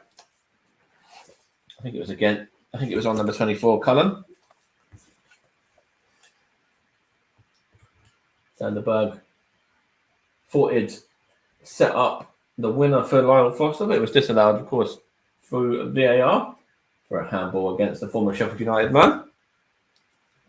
It's a definite handball as well. They are just showing it again. Yeah, it kind of just goes down his arm there. McKenna left flat on the floor, and he gets away with that one, really, from a defensive point of view. Here is... that's Trezor now. Now it's with Sanderberg again from Cullen. Sanderberg here for Burnley. What can he do? He tries to get a cross in. Oh, it's headed out from Aina. And now it's with Brownhill.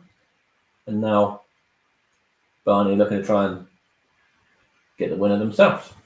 Here is Roberts.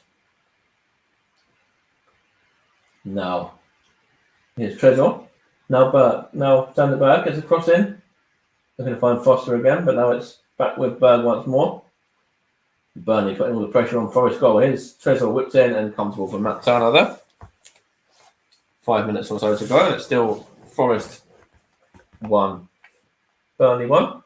Goals scored in Premier League weekend. We've had 16 goals from 0 to 84 minutes and 8 goals from 85 onwards. So if anyone needs to get a winner, if anyone wants to get a winner, be looking to get to make that 9, sorry, I should say. And there's a potential cramp here. Just trying to see who it is that's gone down with a cramp for Burnley. They are getting a sub ready anyway. They are the away side, and it's going to be... I'm not too sure if it's a change in sub, maybe now with the cramp possibly. At least that's what they're trying to just decide on. He's looking to get a substitution on, is he? He's saying he wants to come off.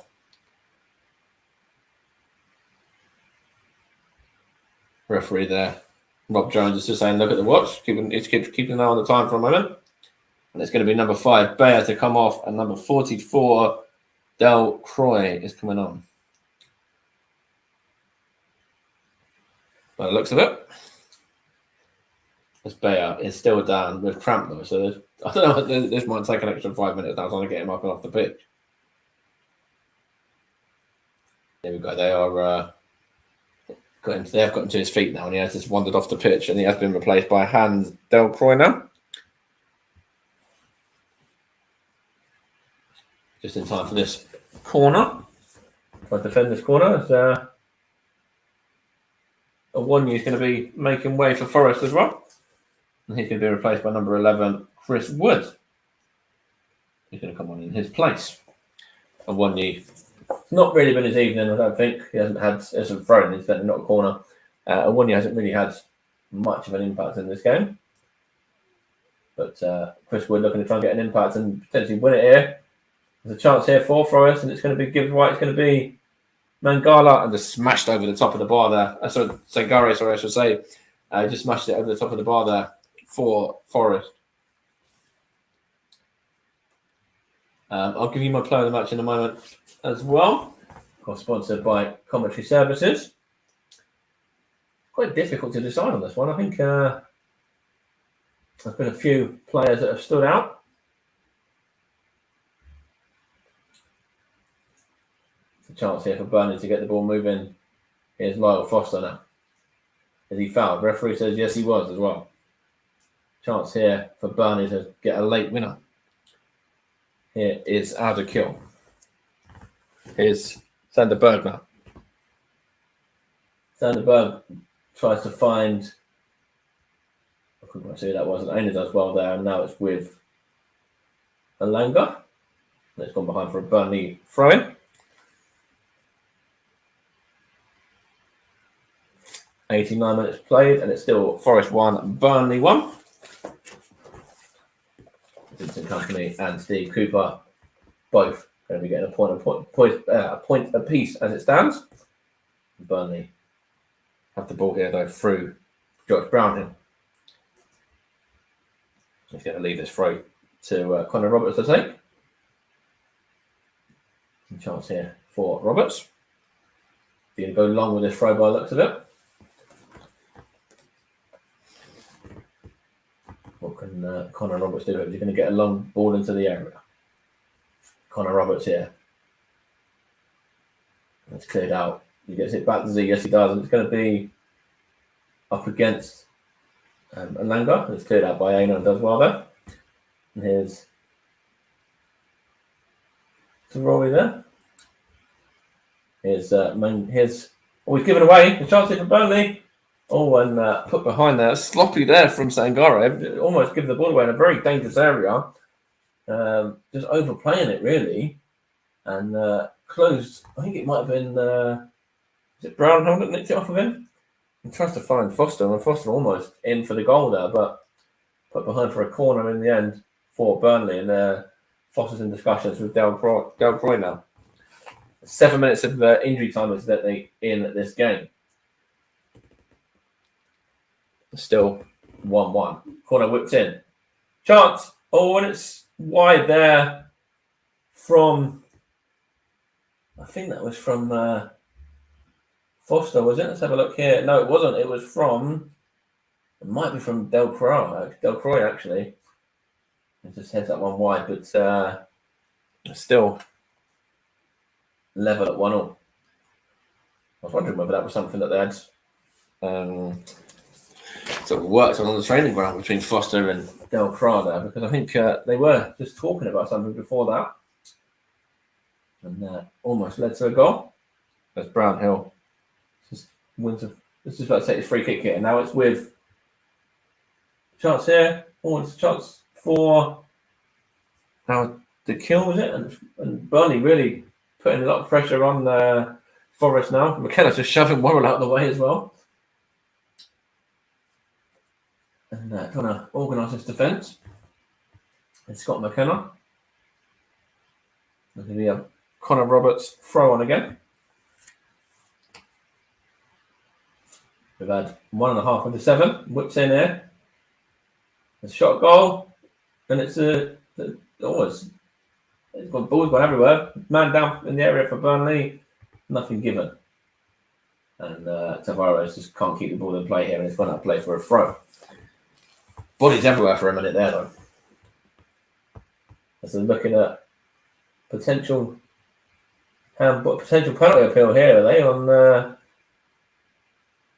yeah, there might be a VAR potential penalty here. Let's have a look here on Alderkill, potentially.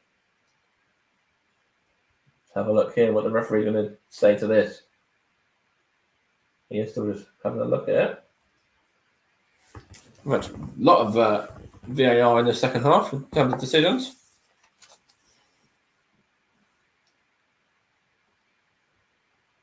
What's happened there? Referee still talking to both sets of players, Brownhill and Foster, and Worrell as well. And Yates. See what happens here now. Referee is going to the screen, I think, is he? I think he's going to the monitor here as the referee once again. Referee Robert Jones is going to the monitor again here. Let's have a look here. Check it. Oh, it might be a potential red card actually for violent conduct.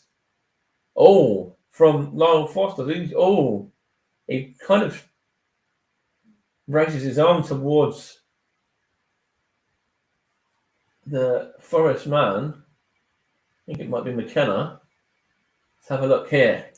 VAR. The referee's going to think he sent him off. He has.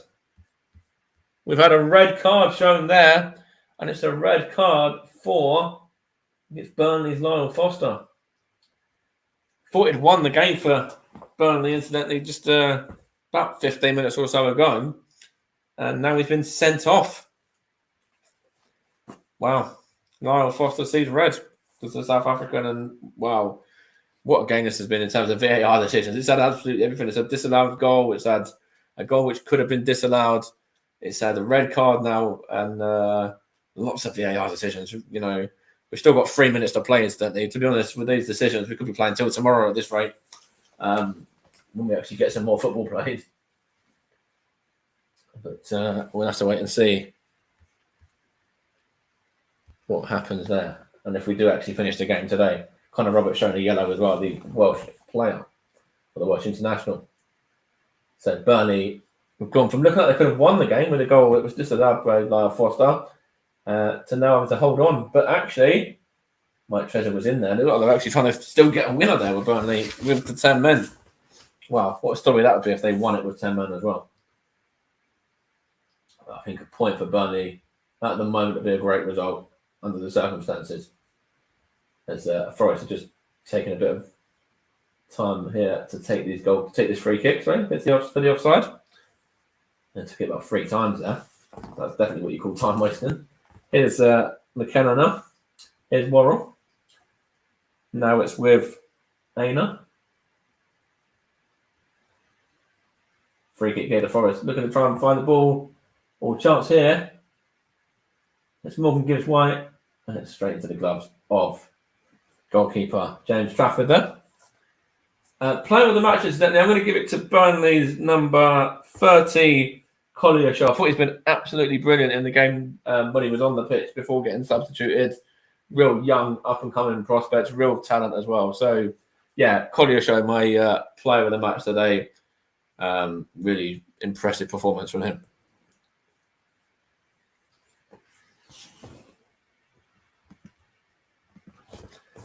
as Nuno Tavares here looking to try and win it for Forest. What can you do here now? It's now with Divock Origi. Back to Tavares again. Now it's with Gibbs White. Last minute of the 7th. Here's Aina. Cleared out by Alderkill, sorry. And it's an offside there. Steve Cooper looking on with a little bit of frustration, and at the time's getting away from him. They've only got about 40 seconds left to hold on to Burnley now to get a point from this game, which would be a good point under the circumstances, I think, considering what has happened in the second half and how it's panned out. Although Vincent Company will be very disappointed that they've let points slip from being ahead, I believe, as well. And obviously that they could have won it through Lyle Foster's goal, which was chalked off for offside. Man who's just seen red about 4 minutes ago as well. So incident-packed second half for him. As the ball is cleared forward and it's gone out of play here. The referee is looking at his watch. We're still playing. But we're over the 7. We've had about 10 seconds over the 7. And it's a throw-in here to be taken by Connor Roberts now for Burnley. And here is the Burnley man, the Welsh international. Throws it towards Trezor. And he wins the throw. And Roberts going to take it again. We're now 35 seconds over the 7. Vincent Company in discussion with the 4th official there, which is Ian Hussein, is it, I think? So 4th official is Thomas Bramwell, I should say. It's Roberts now to take this one. Chance here for Wood. What can he do? He's giving it away. Here is Brownhill now. Last chance for Bunny to get a winner. Brownhill whips it in and it's cleared out by Yates, but only as far as Cullen. Still playing. We're a minute over the 7 now. And here is Delcroix. And now Cullen. And now that's with Alderkill. And then on it goes to Roberts. Trying to find Sanderberg. Forest have a chance. There's a shot to the floor from Roberts. Connor Roberts there is into the referee's notepad. So it's Josh Cullen, I believe, actually, in the referee's notepad there. Very frantic into this game. Josh Cullen booked there. We're still playing, by the way. So we're into the 99th minute now of this game. Forest looking to get a winner here from this free kick to be taken by Gibbs White. And Morgan Gibbs White's going to take this. Got everyone forward apart from Matt Turner. All he's going to do is whip it into the area here as Morgan Gibbs White, and he does as well. And the referee isn't looking towards there's a chance here. Oh, it's knocked on from, I think it was from Worrell there, and Origi was sniffing, but it was claimed by James Trafford in the end. It was actually Wood that won the header, I should say. And that is that. That is game. It's finished. Nottingham Forest 1, Burnley 1. Wow. What an incident pack that game that's been. We've had obviously Burnley taking the lead through Amdouni, and then that second half it's just been full of incident. Really, we had Forest leveling through Callum Hudson-Odoi, and that was checked for a potential handball and given with VAR, and then Burnley thought they'd won it through Lyle Foster. That was disallowed because of handball by Sanderberg in the build-up. And then Lyle Foster sent off, and that was checked by VAR as well. So, what a game that's been. Lots of VAR decisions, lots of incidents in that game. But yeah, the spoils have been shared. It's finished Forest 1, Burnley 1. Wow. VAR, Russ, all I'm going to say, VAR have done it again. They've been that's just been insane that second half with the amount of VAR decisions that have been going on in that game.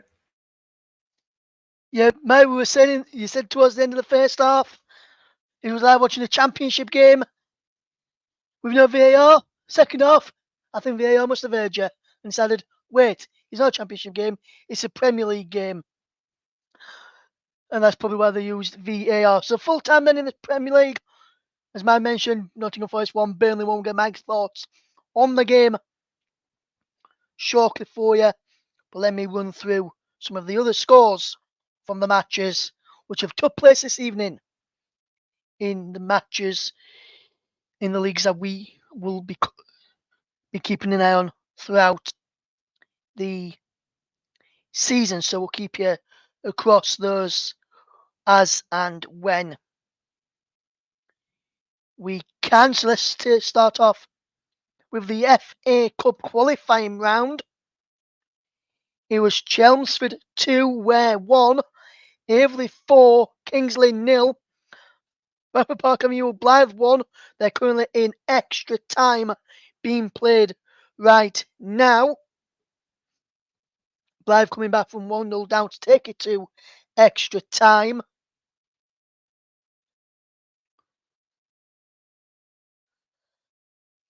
And he finished Redditch 1, Peterborough Sports 3. In the Northern Ireland Premiership Division, it finished Crusaders 0, Cliftonville 3. In that result for you.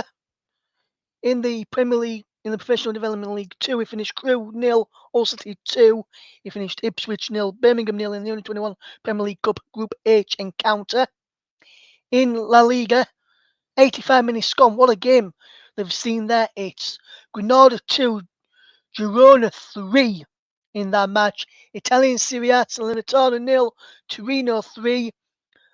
And it was Verona 0, Bologna 0 in Italy as well for you this evening.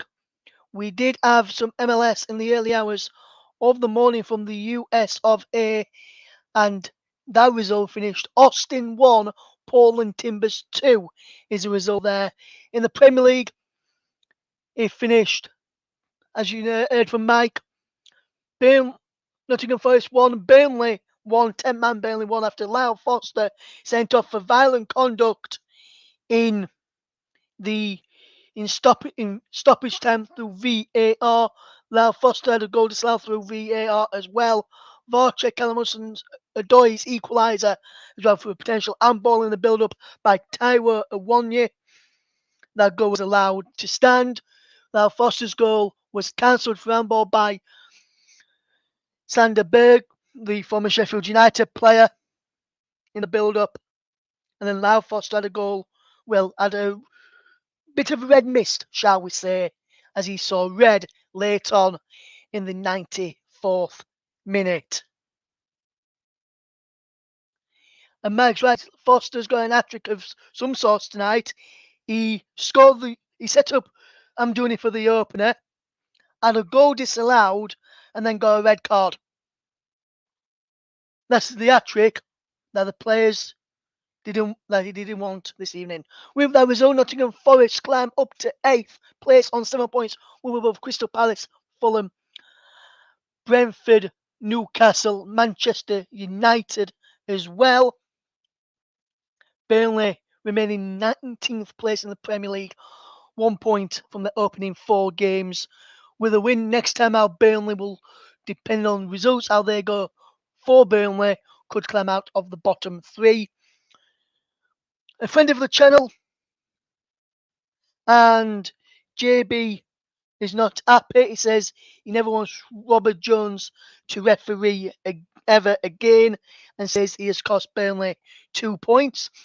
I don't think he did. I think the result, I'm not sure if he did.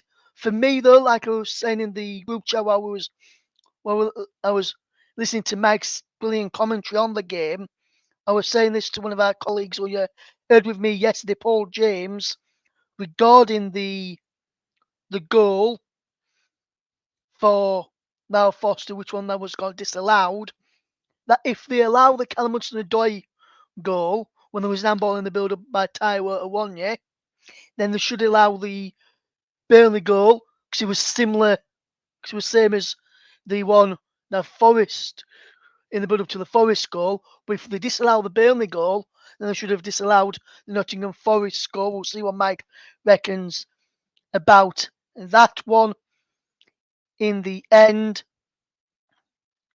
And JB weren't happy with me when I said it was a definite red card for Foster. You can have no complaints. And when you saw the footage, he had no complaints. He knew as soon as the referee, Robert Jones, went to the VAR monitor, he knew that a red card was coming. But yes, let's see. Just want to get some comments in here. GWAS, big thank you for your support once again. He says, knew I should have done a bet. And if you do bet responsibly, gamble responsibly. We do not endorse betting here on this channel. But if you do want to have a go, bet responsibly. That's what I will say to our listeners out there this evening. And then JB's still not happy. Paulus said he just had another view of another look at the Foster red card, and he says no complaints from him. But we knew what JB would be like. Sorry, JB, if you listen back to this one. But Mike, if you look at the overall complexion, similar to what I said to Paul in our group chat that we've got for the commentary hub, if they're gonna give the Callum Hudson-Odoi goal, because it was a clear handball by Taiwo Awoniyi in the build-up, then surely they should give the Burnley goal, because it's same as handball in the build-up to that one, and that led to the goal like that Awoniyi one did as well. So if they give one, they've got to give other, or they've got to cancel them both. Yeah, I think you're right, Russ. Just looking at the highlights again now, this is Amdouni's goal. That seems like it's about a week and a half ago. Week and a half ago, sorry. That's goal that where Burnley went ahead. I do think there's a handball in the build-up from Awoniyi, as you say, but it's a fantastic finish nonetheless from Callum Hudson-Odoi, and obviously then Forest probably could have gone on and won the game, I thought, after that. But Burnley, yeah, you say about Foster's goal as well. Sanderberg there. I don't know really. It's a difficult one. The ball does kind of go down his arm, and it's an interesting one. I think he's going to have a lot of debate on that really. But regarding the red card, I think the red card, when I saw it at first, I wasn't really sure what it was for. But then when I saw it on replay and watched it back a couple of times, I thought it's definitely the correct decision to send him off for the way his arm moves and goes into the opponent there. So it's an interesting one, but I think that, as you say, they've probably got to disallow both or allow. Disallow both or allow both, I should say. Yeah. Yes, and if you look at the game overall, then Mike, Forest, you would say probably shaded it in terms of possession, although stats have said Burnley had the better possession. But from what I thought, Forest had a lot better of the possession. But Forest probably created a lot more than Burnley did, though. 14 attempts to Burnley's 10. So when you look at it, and then there was 4 shots on target for Forest, 3 for Burnley. So in terms of the result and the shots on goal and the attempts, we have to say the result was a fair one, would you say, Mike? Because I would. Yeah, to be honest, I think a point apiece is probably the fairest result. I think Burnley will be disappointed that they haven't won the game. Obviously going 1-0 up and then letting it slip, and then obviously thinking that they'd won it, and then with that goal being chalked off. And I think Forest would be disappointed to an extent as well. Because obviously they did have a lot of possession. They had a couple of chances in the first half before they conceded the goal. And then obviously they got back into the game and had a few moments in the second half as well. So, yeah, I think a point apiece is probably a fair result. Although I think both managers can really count themselves a little bit unlucky as well. Yes, and when you look at the game, Mike, overall, 1-1 draw, we've just said there, probably a fair result if you look at terms of possession and everything. If you look at the overall performance of the game, who do you think would be the happier manager of the two? Obviously, Company's now got a point on the board with Burnley, but Forest moving into the top half of the table, something where they've not been for such a long time since they've been back into the Premier League. So we'll probably have to say, based on that, probably Steve Cooper, but company will probably be happy as well, getting that monkey off his back by getting the first point on the board. Probably would have wanted all three. We're getting a point on the board at a tough place like the City Ground. You can't have many complaints, can you? No, I don't think so. I think actually Vincent Company will probably be the happier when you look back on it. I think being the away team, I know obviously they were ahead and then they could have gone on and won the game and maybe should have won the game late on as well with the disallowed goal and everything like that. But I think Vincent Company still will be the happier of the two managers when you look on it overall. Wow, just seeing that red card instantly again. You know, he just can't move his arm ready towards the defender there. Just proper elbows him to the chest there. So you can't argue with that one at all. I've just seen it back a couple of times there now, and that's most definitely a red card. But yeah, I think going back to what I was saying, Vincent Company for me will be the happier the managers to get their first point on the board. And yeah, Forest have had a good season so far. They've started off brightly, got themselves a couple of wins and a draw now to go alongside that. But yeah, this is Burnley's first point of this on the board, as you say, and hopefully they can build on that. And yeah, as I said before, I think so, you know, if they want to stay up, they've got to really keep Show fit, because I thought he was brilliant when he played today, and he's going to be a big player for them. Yeah. Yes, absolutely. Tom Payton, on big thank you to you, Tom, for tuning in. Hopefully you're doing okay, my friend. He says, I think this is another shambolic display from Pace and his Cowboys. But I don't think it was another shambolic display from Burnley. Burnley played well, gave as good as a god, leading for the majority of most of this game, and could have won it. Yes, Forest could have won it as well with their chances. But I think Burnley put a good performance, and I think Burnley's performance, for me, Mike, deserved at least a point out of this game today. Yeah, most definitely. I think Burnley did deserve at least a point out of this game. Yeah, so I don't think you could really argue with a point in this game for both sides, really. So as I said before, I think it's probably the fairest outcome. Yeah. Yes, and if I just were to, I know we covered this game last night. We'll go back to the Forest game in a moment, or I'm just looking at the goal again from Forest, and you can see there's a clear on ball by Taylor Awonye. Again, I'm just seeing it again and again and again. But 10-0 away from the finish, where he brings it under his spell, brings it, she's outside of the penalty area on the left hand side as Forest attacking. Down the left hand side, he brings it right near the corner on the outside. So he does well to fetch it back across to the edge, to the front of the box, on the edge, to bend it into that top corner. Mike, fantastic goal from Hudson-Odoi. He had a fantastic performance today. But I just want to ask, but why was that Hudson-Odoi up there for player a match, in your opinion, as well, Mike? I know you're the Kashurla, but was Hudson-Odoi up there as well? Yeah, I thought it was quite impressive for Forest. He had a few moments, obviously, in the first half. He had the one that was saved from Trafford, and obviously the goal. And yeah, he did look dangerous. I thought Gibbs White looked dangerous as well. I thought there were a few players for Forest, you know, and Langa being another one that had decent games. But I just thought Show was excellent, really. And as I said before, I think that he's going to have to have a big season if Burnley to stay up. I know he's only a young man, but yeah, he's going to be a big player for Burnley. He's got to be a big player for Burnley this season. Sorry, if they want to survive in the division.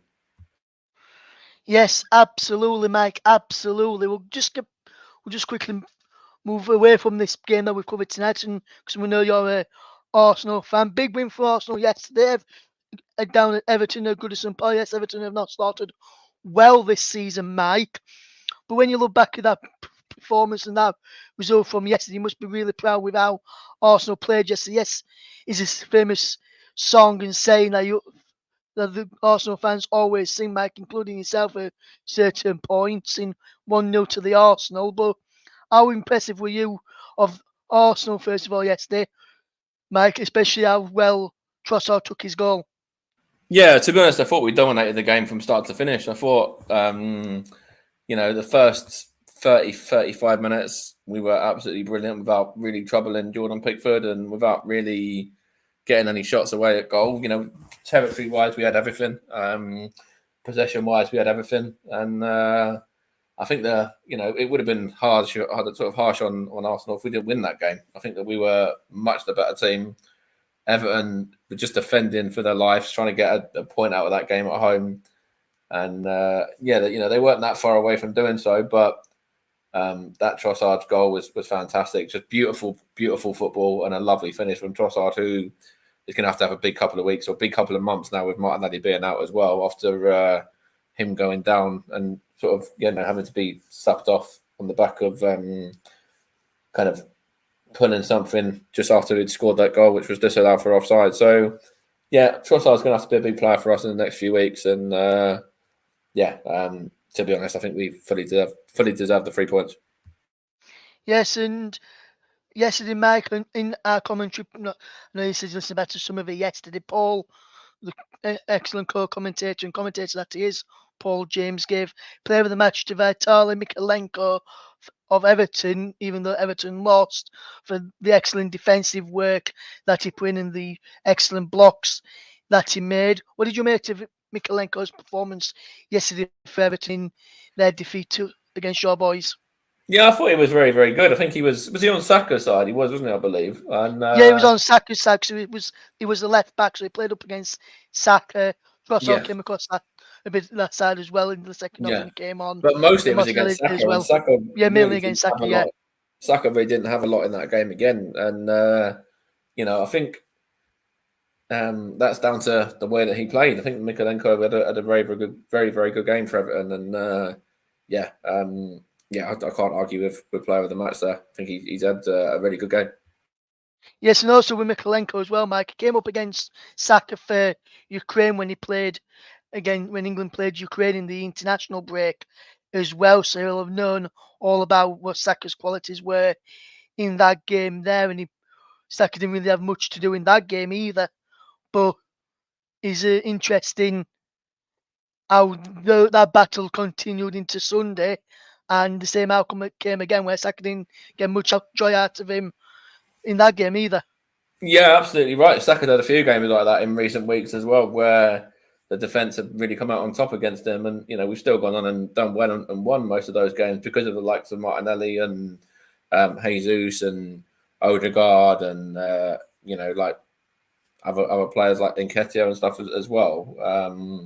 Declan Rice, of course, against Man United, we've still had players on there that are able to contribute and get us over the line. But yeah, Saka's had a few games in recent weeks where the defence have kind of been on top against him, and he really needs to kind of have a big game, I think, in either the Champions League or ideally against Tottenham next week. Yes, absolutely, Mike. Absolutely. Just started getting thoughts there. Just quickly go back to this game between Nottingham Forest and Burnley. Looking at the way the game ended towards the end, and Chris Wood almost scored late on against his former club with that header, which I think he was flagged offside for in the end, but he went close late on with an header as well. When just as before the final whistle from that free kick from Gibbs White, who put it into the penalty area. I don't know, to be honest. What I will say is regarding Chris Wood and Divock Origi, I don't know who JB would be more sort of not disappointed if they scored against them, but more annoyed if they'd scored against Burnley. Whether it be Divock Origi or Chris Wood, to be honest. But yeah, luckily for him, neither of them got on the end of anything and ended up as a 1-1. But if one of them was scored, I think you see a different kind of rant. It'd be a very full-on sort of rant. Yes, we'll tell you about JB. Mike is having a rant here as well. In the chat, he's saying Rob Jones was cheating. It was never a red card for Lyle Foster. He was also saying VAR is rubbish. How much did Cooper pay Rob Jones? Never wants Jones to F Burn again. He says it wasn't an intentional elbow by Foster. When you see it back, it was an intentional elbow by Foster. I don't know how you can argue that it was anything other than an intentional elbow. Literally, his elbow goes straight into the body of I couldn't quite remember who the defender was, but like right into his chest area, basically. Yes, and yeah, it was a definite handball there. Definite elbow there, should I say, not handball. Definite elbow there by Lyle Foster, and it was clearly an elbow. He says, if we're going to have players sent off for that, then the game's gone for him, he says. And he said that towards one of our colleagues, Paul James, in our TC group chat. But that's just thought to get back. Yeah, your thoughts on some of the JB's opinions there, Mike. Just a quick one, Mike. Just said of Arsenal against PSV on Wednesday. Just a quick score prediction from that one, Mike. Do you think Arsenal can go off to 3 points in the Champions League? I'd like to think so. It's going to be a difficult game, but yeah, I think we will. I think we'll nick it 2-1. Well, for me, Mike, because that is on one of the Super 6 matches in midweek. For me, I have gone for 2-1 as well. And my dad, who you know well, Mike, he's also gone for a 2-1 Arsenal victory as well. So me, you and my dad, all on the same wavelength with that prediction, Mike. Let's hope it comes off. Absolutely, yeah. Let's hope it comes comes true, and we can go into that North London derby on the back of a victory in the Champions League, because it's going to be a huge game against Tottenham next week. They're flying, we're doing well ourselves, and yeah, that's already been made up for a fantastic game, and yeah, looking forward to that one next weekend, and hopefully we can get the business done against Tottenham as well. Yes, thank you very much then to Mike Onman for his excellent coverage tonight. Tomorrow, guys, you can join us at the earlier time of 5:35 p.m. in the evening. We'll be on air from around about 5:35, 10 minutes before kick-off, as AC Milan take on Newcastle United. Newcastle back in Europe for the first time in quite a while in the Champions League, and they take on AC Milan. And we will have Newcastle's opening game in Group F against AC Milan on Tuesday. So tomorrow from 5:35 in the evening with myself, and hopefully we'll have debutant on the channel making his commentary debut, Bruno Winter, as well, joining me for that one. But if not, you'll just have the dulcet tones of me bringing you the commentary once again tomorrow. So thank you very much to Mike, thanks to GWAS, Tom Payton, James Summersgill for getting involved as well. Thanks to those who I read out, some of the comments I read out from Twitter or X, whichever you want to go by. We're going to call it Twitter, but I thought I'd mention both names because some people may go by the new name, some people still go by the old name. Thanks to JB and Paul for some of their comments, which I read out from our TC group chat, from all of the team here, other commentary from myself, Russ, from Mike, your commentator, JB, Paul, Barry, and rest of the team in there. Bruno, Jack Cunningham, Jack Essen, Kieran Hill, Kieran Riley, Liam Busby, Sam Armitage, Warren Bishop, Ollie Wright, Chris Coughlin, Nicholas Jones, Barry Swain as well. And I'll just mention there, Nicholas Jones, just before we do leave you guys, this is a message going out to Nicholas Jones. And Nicholas, on behalf of everyone here at the commentary, we know you're going through a tough time at the moment. Hopefully things get better for you, mate, and you're back with us on the air where you belong. Hopefully you're back very shortly. Hopefully, when I spoke to him the other day, he says hopefully he'll be back on the TC Airwaves in October for the start of the WSL season, the Women's Super League, as we bring you more action from that this upcoming season. But for myself, Mike, and the rest of the team here at the Comment Job, hope you're back with us soon, Nicholas, and thank you for those who have listened tonight. From all the team here, goodbye.